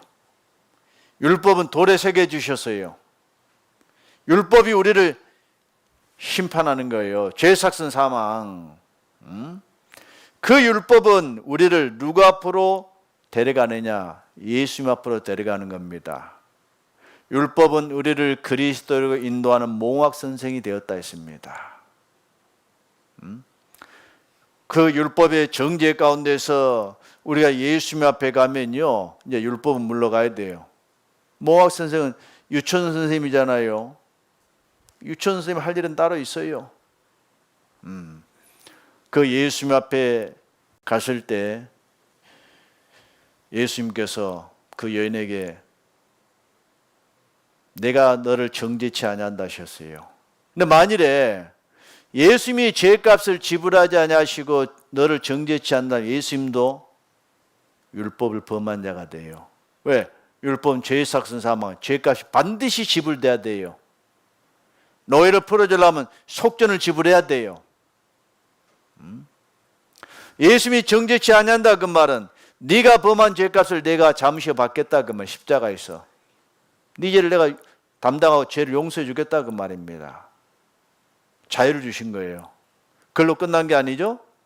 가서 다시는 죄를 범치 말라. 다시는 죄를 범치 말라.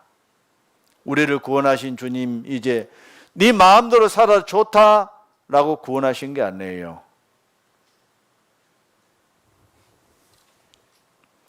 로마서 6장에 보면요. 죄가 더한 곳에 은혜가 넘쳤나니 그러므로 은혜를 더하게 하러 죄 가운데 갈 수 있느냐? 라고 묻고 계셔요. 자, 답은 뭘까요? 자, 봅시다. 로마서 6장 1절 2절. 그런즉 우리가 무슨 말 하리요?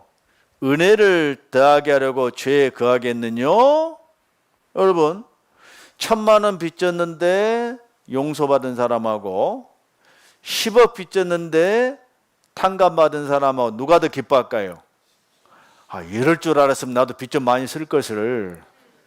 그럴 거 아니겠어요? 구원받기 전에 이 세상에서 정말 악한 짓을 몽땅 짓다가 구원받은 사람 막 속이 더 기쁘죠. 나 같은 죄인이. 그래서 사도 바울이 뭐라 했습니까? 내가 죄인 중에 괴수라고. 예수 믿는 사람을 막 잡아 죽이는데 앞장섰던 사람이 사울 아닙니까? 시드반 집사를 돌로 쳐 죽이는데도 앞장섰다면 사울입니다. 자기는 알았어요. 나는 죄인 중에 괴수다. 하나님이 나 같은 자도 구원해 주셨다 그거예요. 그런데 그 죄가 더한 곳에 은혜가 넘친 것은 분명한데 여기 다시 봅시다. 이제 은혜를 더하게 하려고 죄에 거하겠느냐? 대답 뭐예요? 그럴 수 없느니라. 그럴 수 없느니라. 왜? 죄에 대하여 죽은 우리가 어찌 그 가운데 더 살리요? 우리는 이미 예수님이 십자가에 달리실 때 죄인의 운명 예수님과 함께 거기서 끝났다 그거예요. 내가 세상을 향해 죽었다. 죄에 대해 죽었다 선언했잖아요. 죄에 대해 죽은 우리가 어찌 그 가운데 더 살겠느냐? 이제는 새롭게 살아야 된다. 새롭게.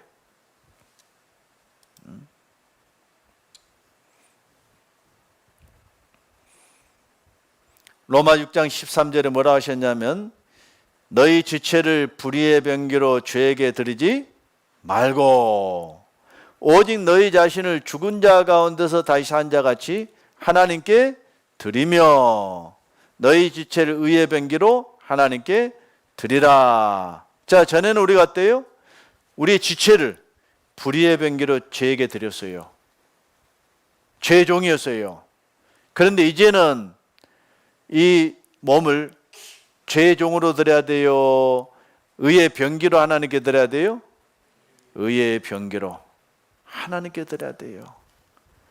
이제 의롭게 주님의 복음을 위해서 우리 몸을 드려야 될 것이에요. 그래서 우리를 구원해 주셔 성령님을 보내주신 것입니다.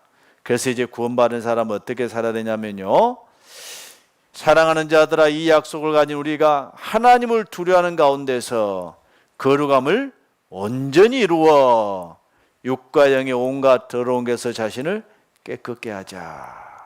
육체적으로 더러운 것도 우리가 없애야 됩니다. 자, 구원받기 전에 돌았던 사람들 계속 돌아야 돼요? 이제 손 놔야 돼요? 제가 그런 간증도 들었어요. 구원받기 전에 엄청 잘 도셨대요. 근데 구원받고도 뭘 잘 몰랐고 한번 돌다가 허리가 삐끗했대. 왜 이럴까? 아차, 이게 취미생활이 아니지. 이게 하나님이 금하신 건데 그날로 딱 그만뒀대요. 구원받기는 금불 떼는 게 너무너무 재밌었대요.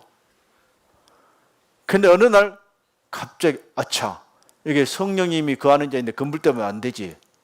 다 끊었대요. 구원받기 전에는 기분 좋아도 한 잔, 기분 나빠도 한 잔 했는데 이 몸 거룩한 몸인데 이 썩음을 부으면 안 되지. 저 그런 분 많이 만나봤어요. 왜? 속에 계신 분이 싫어하셔. 싫어하니까 끊어주는 거예요. 근데 어떤 분은 이게 과거하고 좀 결별해 살아야 되겠다는데 잘 안 되신 분 계시죠? 그런 분도 남아 계셔야 돼요. 제가 전에 이제 괌에 가서 집회를 한번 했거든요. 마지막 날 이제 이런 시간에 혹시 여러분 술 잡수고 싶으신 분도요, 술 끊고 나오려고 하지 마시고 그냥 나오세요. 담배 피우신 분도요, 담배 끊고 나오려고 하지 마 그냥 나오세요. 제가 그 설교를 했거든요. 그리고 한 몇 년 후에 제가 어느 지역 설교를 갔더니 목사님, 제가 저녁 식사를 사겠습니다 하더라고요. 왜요? 그 괌에 있을 때 제가 같이 갔는데요, 그 목사님 설교가 마음에 들어하고 그동안에 교회를 나왔대요. 그리고 이제 술도 끊고 담배도 다 끊었대요. 그때 술 끊고 나왔으면 제가 안 나왔을 거예요 하시더라고. 여러분, 이 거룩한 무리 가운데 있다고 보면요, 성령님이 역사하셨었대요. 그런 거 하나씩 정리하도록 도와주셔요. 또 어떤 분은 그 술은 쉽게 끊었는데 담배가 안 끊어지더래. 그래서 이제 연말에 우리 성도의 교제밤 때 있거든요. 교제밤도 있고 또 이제 구역별로 모여서 서로 이제 교제하는 시간들이 있었어요. 그래서 이제 다 연말에 이제 구역원들끼리 모일 때요, 간증을 했대요. 제가 부끄럽지만 제가 솔직하게 말해서 아직까지 담배를 못 끊었습니다. 담배 끊을 수 도와주세요 했더니 막 그 형제 자매들 다 박수 쳐줬대.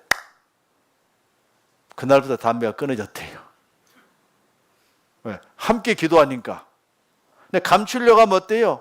못 끊어요. 솔직하게 내놓고 우리가 함께 기도해야 됩니다. 또 자기 양심은 알잖아요. 해야 될 일과 해서는 안 될 일을 압니다. 죄에서 돌이켜야 됩니다. 근데 이제 이 죄도 크게 이제 성경에 두 가지로 나눠요. 자기도 모르게 그냥 습관을 쫓아서 짓는 죄가 있는데, 이런 죄는 내가 깨달을 때마다 자백을 해야 돼요. 그 요한일서 1장 8절에 보면 우리가 우리 죄를 자백하면 저는 의로고 미쁘시사 모든 불에서 우리를 깨끗게 하신다 하셨어요. 자, 그런데 어떤 죄는 정말 지어서는 안 될 죄인데 고의로 짓는 죄가 있죠. 이걸 고범죄라 그래요. 이건 주님께서요, 가만 안 놔두셔요. 잘못하다 보면 이 주님이 이름이 더러워지고 교회가 이 복음 전에 장애가 되는 경우가 있거든요. 그러면 주님이 처음에는 해초리 드시고 안 되면 몽둥이 드시고 이 징계라는 것이 있어요. 사실 이 징계받고 돌이키기보다는 우리가 정말 스스로 그 죄에서 돌이키면 얼마나 좋을까요? 그래서 주의 종으로 고범죄를 짓지 말게 하사 아무지하게 나를 주장치 못하게 하소서라고 시편 19편에 다윗의 고백이 있거든요. 다윗도 고범죄에서 얼마나 하나님께 혼났습니까? 그래서 우리는 이제 죄에서부터 구별된 삶을 살아가도록 하셔야 될 거예요. 혹시 죄에 지더라도 어때요? 교제 가운데 나오셔야 돼요. 그래야 어때요? 이길 힘이 생겨요. 근데 만일에 이 교회를 너무너무 어지럽힌다든지 그러면 이제 어떨 때는 이 가지를 전정한 것처럼 그렇게 할 때도 있어요. 그러나 하여튼 어찌됐든지 우리가 이 교제 가운데 항상 참여하고 우리 소망을 두고 함께하는 게 중요합니다. 자, 그래서 성령님이 오시면 뭐 하시냐면 우리로 진리를 쫓게 하셔요. 진리를. 왜? 성령님은 진리의 영이시거든요. 이 성령님은 이 진리를 떠나서는 역사하실 수 없습니다. 그래서 그 요한복음 14장에 보면 내가 아버지께 구하겠으니 그가 또 다른 보혜사, 예수님도 보혜사이셔요. 또 다른 보혜사는 예수님과 동등한 보혜사 성령님을 말씀하셔요. 너에게 주사 영원토록 너희와 함께 있게 하시리니. 자, 성령님이 오시면 어떻게 하신다고요? 영원토록 너희와 함께 있게 할 것이다. 구약의 성령님 필요하시다면 오셨다 가셨어요. 오순절날 오신 성령님 어때요? 영원히 함께 하셔요. 떠나지 않으셔요. 성령님은 진리영이시죠? 진리영이셔요. 진리를 떠나서는 역사할 수 없는 분입니다. 세상은 능히 저를 받지 못하나니 이는 저를 보지도 못하고 알지도 못함이라. 그러나 너희는 저를 아나니 저는 너희와 함께 가시며. 자, 성령님이 밖에 계신다고요? 우리 함께 계신다고요? 함께 가시는 거예요. 또 너희 속에 계시겠습니다. 어디 계세요? 너희 속에. 이게 얼마나 감사한 일입니까? 성령님은 with us, 우리와 함께 계셔요. 나와 동행하셔요. 또 in us, 내 안에 들어와 계셔요. 주인으로 계셔요. 자, 그래서 이제 그리스도인은 자기 삶의 주도권을 내가 잡아야 돼요? 주님께 내드려야 돼요? 주님께 내드려야 돼요. 주님께 내드려야 돼요. 주님, 저 간섭 말고 내일은 내가 할 테니까 주님 나 필요할 때만 도와주십시오 해야 됩니까? 그런 분이 아니셔요. 우리는 성령님을 내 인생의 주인으로 맞이하고는 살아가야 됩니다. 그리스도 예수 사람은 그 정과 욕심을 십자가 못 박았나니 그런지 이제 내가 산 것이 내 안에 그렇게 사신 것이라. 내가 육체 가운데 사는 것은 나를 사랑하사 나를 위하여 자기 몸을 버리신 하나님 아들 믿는 믿음 안에서 사는 것이라 하셨어요. 성령님께 우리가 내 주인자를 내드리셔야 됩니다. 그래서 예수님이 죽은 자 가운데 부활하심으로 말미암아 주와 그리스도가 되셨느니라. 그리스도 이전에 먼저 앞선 것이 뭐예요? 주님이셔요. 주인님. 그걸 모르면 신앙생활 제대로 할 수가 없어요.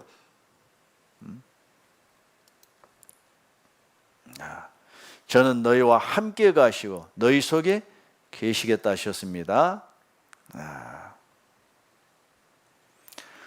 이 성령님이 오시면 진리를 가르치시고 진리 가운데서 우리를 이제 행하게 하십니다. 그래서 구원받은 것에서는요, 이제는 계속 하나님의 말씀 배워야 돼요. 하나님의 말씀 배우면 이제 그것을 어떤 귀점만 즐겁게 해야 돼요? 그 말씀에 순종하고 살아야 될까요? 그 말씀에 순종하고 살아가야 돼요. 진리가 우리 자신을 주관하게 우리가 내어드려야 됩니다. KTX가 아무리 빨리 달려도 고속철도를 벗어나면 달려요? 못 달려요? 못 달려요. 성령님은 말씀을 떠나서는 역사하지 않으셔요.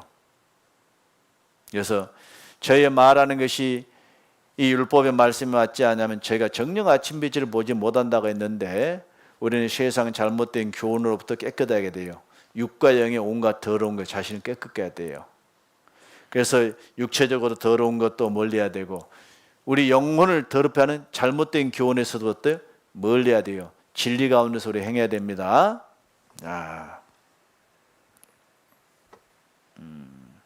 이것은 또 우리 담임 목사님 계시니까 앞으로 신앙생활에 가는 게 된 중요한 앞으로 계속 배우셔야 됩니다. 이 삶의 목적이 분명해야 됩니다.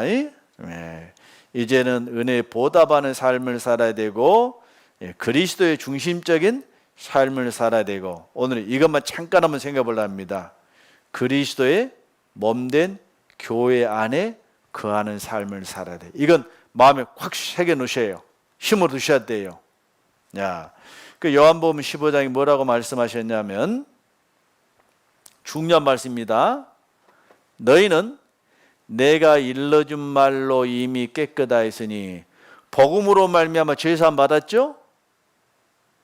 깨끗하였으니 이제 너 마음대로 살아 좋다 그렇게 안 하셨어요. 주님의 명령이 뭡니까? 내 안에 거하라. 이건 주님의 명령이에요. 내 안에 거하라. 나도 너희 안에 거하리라. 가지가 포도나무에 붙어 있지 않으면 절로 과실을 맺을 수 없음 같이 너희도 내 안에 있지 아니하면 그러하리라. 예. 그 예수님하고 구원받은 성도, 이 교회 관계를 포도나무와 가지의 관계로 설명하고 계셔요. 자, 가지에서 열매가 맺이죠? 자, 포도나무가 만일에 포도 열매를 맺지 않으면 가치 있어요, 없어요? 이게 뭐 나무를 가지고 어디 그 의자를 만들 거예요, 못을 만들 거예요. 이건 땔감밖에 안 돼요. 포도나무는요. 포도 열매를 맺어야만이 가치가 있는 거예요. 가지에서 포도 열매가 맺히지만은 줄기에서 떨어진 가지는 열매를 맺힐 수가 없어요. 항상 붙어 있어야 돼요. 너희가 과실을 많이 맺으면 내 아버지 영광을 받으실 것이요. 과실을 많이 맺어 영광 받아요. 그러기 위해서는 어때요? 붙어 있을 책임이에요. 붙어 있을 책임.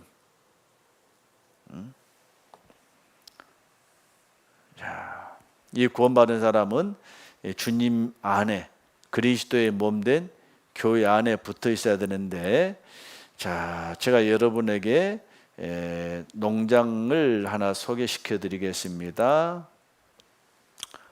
이 포도나무 한 그루에 포도 열매가 자그마치 몇 개가 일러니 4,500송이가 맺혔어요.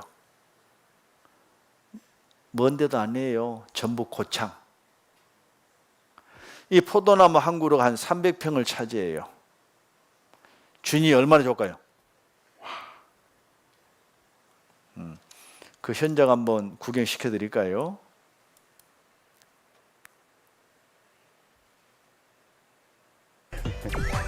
드디어 마주하게 된 오늘의 주인공, 여름 과일의 여왕 포도. 탐스럽게 있기는 했지만 어디가 특별하다는 건진 잘.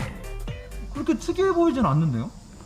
아, 이 포도가 지금 전체 이 포도가 이 눈에 보이는 거, 이 뒤에랑 다 보이는 포도가 이 한 나무에서 나온 건데 안 특별해요?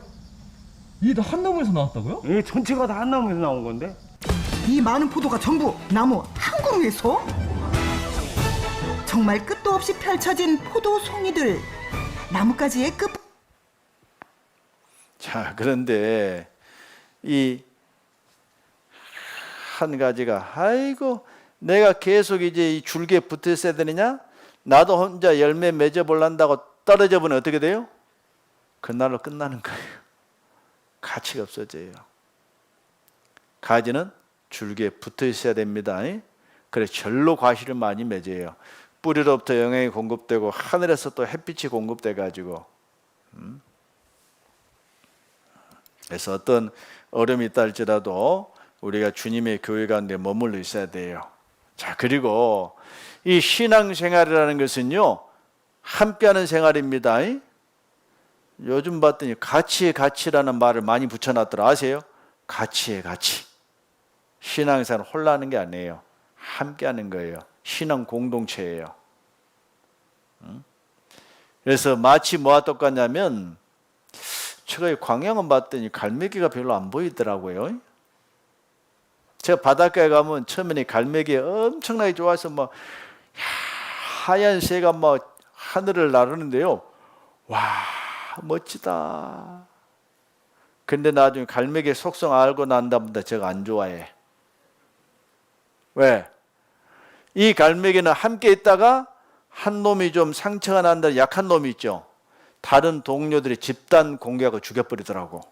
가만 안 놔둬. 근데 반면에 기러기 아세요? 기러기. 저희 일산은요, 기러기가 얼마나 많이 날아간지 몰라. 우리 교회당 옆에도 논이 있는데요. 야, 이 가을부터 겨울까지 보면 막 기럭기럭 얼마나 새까맣게 막 논에 앉아요. 이 기러기는 함께 쫙 날아가다가 이 한 마리가 좀 상처를 입고 그러죠. 그러면 두세 마리가 같이 날아가지고 이 상처가 회복될 때 함께 도와줘요. 그리고 기러기 날아가는 모습 보셨어요? V자로 쫙 날아가죠. 근데 이 기러기 날아갈 때면 되게 시끄러워요. 막 기럭기럭. 왜 그러냐면 이 V자로 날아가면 제일 앞에 있는 기러기가 힘을 제일 많이 받는데요. 힘들어. 그러면 이 앞에 있는 기러기 때문에 뒤 따라가는 기러기가 편해갈 수 있잖아요.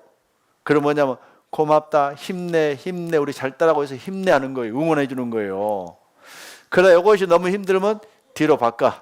그럼 그 다음에 있는 것들이 앞으로 가면서 큰 거리까지 함께 날아가는 거예요. 사실 그리스도의 신앙의 모습을 우리가 배울 수가 있어요. 자, 그거 한번 봅시다.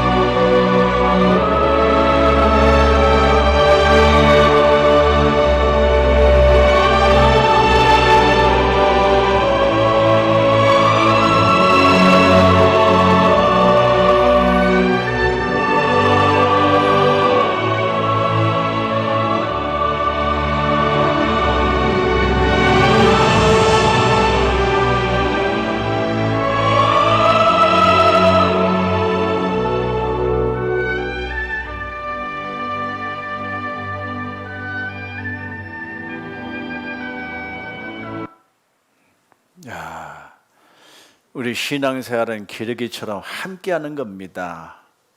먼저는 우리 주님이 앞서가시고 우리는 한 목자의 다스림 가운데서 우리가 함께 가는 거예요. 또 주님이 교회 가운데 세우신 일꾼들이 있어요. 그 일꾼들을 중심으로 우리가 하나가 돼서 함께 가야 됩니다. 그 앞에서 또 우리 일하신 분들이 좀 힘들고 외로울 때도 있어요. 위에서 많이 기도해 주고 격려해 주셔야 돼요. 에? 자,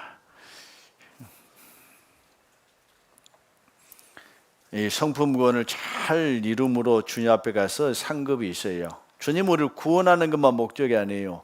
구원을 영원한 영광과 함께 주시기를 원하시는데 이것은 우리가 성품 구원을 어떻게 이루느냐에 달려 있어요. 그래서 주님 오시는 그날 이제 이 죄된 몸, 썩어질 몸이 썩지 아니하는 몸으로 변화됩니다. 이것을 이제 몸의 구원 혹은 신학자는 영화라래요. 영광스러운 몸이 변화됩니다. 이건 기다리면 돼요. 그러면 영혼 구원을 받았고 구원받은 사람 몸의 구원은 기다리면 되고, 그러면 현재 삶 속에서 이 성품 구원을 어떻게 이루냐에 따라서 우리가 주님 앞에 가서 칭찬을 받을 수 있고 책망을 받을 수도 있어요. 정말 우리는 그 주님 은혜 보답하고 주님 영광 앞에 섰을 때 부끄럽지 않은 모습들로 함께 설 수 있기를 바랍니다. 또 성품 구원을 이루는 방법에 대해서도 앞으로 계속 배우셔야 돼요. 그래서 이 자리에 오신 분들 하여튼 주님 오시는 그날까지 우리가 어떤 어려움이 있어도 교회를 떠나지 마시고 함께 하실 수 있기를 바랍니다. 또 지금 코로나 때문에 또 나오지 못하고 온라인으로 계신 분들도요, 할 수 있으면 우리가 함께 모여서 우리가 교제하고 복음을 전하는 것이 훨씬 힘이 있을 거예요. 그 히브리서 10장 25절에 보면요, 모이기를 피하는 어떤 사람들의 습관같이 하지 말고 그날에 가까워 더욱 그리 하자 그랬잖아요. 할 수 있는 대로 우리가 다 함께 모여서 또 복음을 위해서 함께 수고할 수 있기를 바랍니다. 같이 기도하시겠습니다. 주님 감사합니다. 지난 한 주간 우리가 복음을 전하며 또 많은 분들 함께 또 말씀을 배울 수 있는 귀한 은혜 베푸르심을 감사드립니다. 그 들은 바의 말씀을 흘러 떠내버리지 아니하고 마음속에 또 새기며 주님 오시는 그날까지 우리가 한 주님을 섬기며 한 형제자매의 교제 가운데서 우리 신앙이 잘 자라갈 수 있도록 도와주시기를 원합니다. 혹 우리 가운데 말씀을 들었지만은 아직 믿음으로 하답하지 못한 심령들이 있거든. 주님께서 도와주시고 이 복음의 말씀을 깨닫고 정말 기쁨과 감사한 가운데서 몸된 교회 가운데 연합하여 살아갈 수 있도록 도와주시기를 원합니다. 함께 수고하시는 귀한 채들 더욱 주님께서 영육간의 풍성한에 채워주시고 주님 오시는 그날까지 우리가 주님을 섬기며 거룩한 교회 가운데서 더욱 주님 앞에 귀히 쓰임받을 수 있도록 도와주옵소서. 남은 시간도 거룩하신 주님의 손길만을 더 의지하오며 주 예수님 이름으로 기도드립니다. 아멘. 찬송가 189장 찬송가 189장을 같이 부르시겠습니다.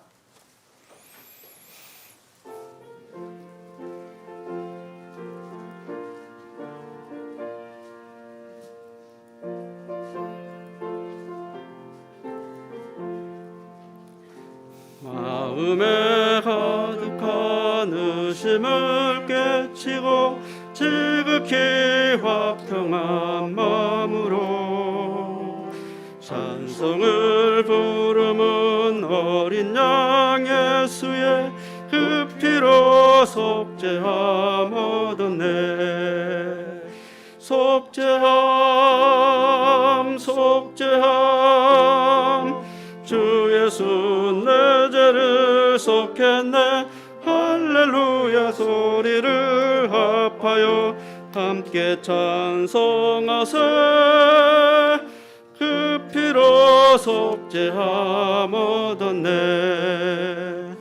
금이나 은같이 없어질 보배로 속죄함 받은 것 아니요. 거룩한 하나님 어린 양 예수의 그 피로 속죄함 얻었네. 속죄함 속죄함 주 예수 내 죄를 속했네. 할렐루야 소리를 합하여 함께 찬송하세. 그 피로 속죄함 얻었네. 나 같은 죄인이 용서함 받아서 주 앞에 옳다함 얻음은 확실히 믿기는 어린 양 예수의 그 피로 속죄함 얻었네. 속죄함 속죄함 주 예수 내 죄를 속했네. 할렐루야 소리를 합하여 함께 찬송하세. 그 피로 속죄함 얻었네. 거룩한 천국에 올라간 후에도 속죄한 은혜의 찬송을 기쁘게 부르는 어린 양 예수의 그 피로 속죄함 얻었네. 속죄함 속죄함 주 예수 내 죄를 속했네. 할렐루야 소리를 합하여 함께 찬송하세. 그 피로 속죄함 얻었네.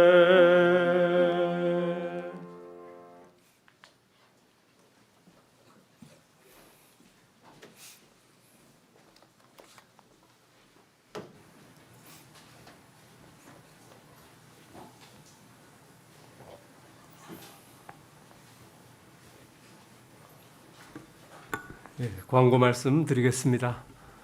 한 주간 또 어려움 가운데에서도 집회를 위해서 힘써 주신 형제 자매님들께도 감사드리고요. 또 어려움 가운데서도 집회를 위해서 참여해 주시고 또 하나님의 사랑을 깨달은 분들께 또 하나님의 이름으로 축하를 드립니다. 한 주 동안 또 열정적으로 집회를 위해서 강연을 해주신 우리 장기현 목사님, 또 귀하게 주님 앞에 지속적으로 건강하게 쓰임 받을 수 있도록 기도 부탁드리겠습니다. 중고등부 주말 집회가 진행되고 있습니다. 토요일, 일요일은 중고등부 주말 집회가 계속되겠습니다. 함께 기도해 주시기 바랍니다. 오늘 아침에는 은장의 기도 예배가 진행됐었습니다. 오늘 식사 후에 말씀 후에는 새신자 기도 예배가 1층에서 1시 30분부터 시작됩니다. 주제는 생활 속의 그리스도인입니다. 어머니 조별 기도 예배 안내입니다. 이번 주에는 화요일 2구역, 8구역, 금요일에는 5구역, 7구역 어머니 조별 기도 예배가 준비되어 있습니다. 영유아부 기도 예배 안내입니다. 수요일 오전 10시입니다. 질의응답 시간 안내입니다. 목요일 오전 10시 질의응답 시간이 계획되어 있습니다. 내일부터 한 주 동안 대구 강북교회 전도 집회가 계획되어 있는데요. 담임 목사님께서 또 집회를 계획하고 계십니다. 한 주 동안 또 복음을 위해서 힘쓸 수 있도록 형제 자매님들께 기도 부탁드리겠습니다. 성도 근황 안내입니다. 4구역 박상권 형제님, 문난영 자매님 브라운스톤으로 이사하셨습니다. 지난주에 매실 봉사를 했었고요. 오늘까지 좀 해야 될 것 같습니다. 오늘 매실이 2시 반에 도착하는데요. 형제 자매님들 2시 정도까지 나오셔서 마지막 매실 봉사, 지난주보다는 좀 양이 작으니까요. 함께 수고해 주시기를 부탁을 드리겠습니다. 이상 광고 마치겠습니다. 구역별로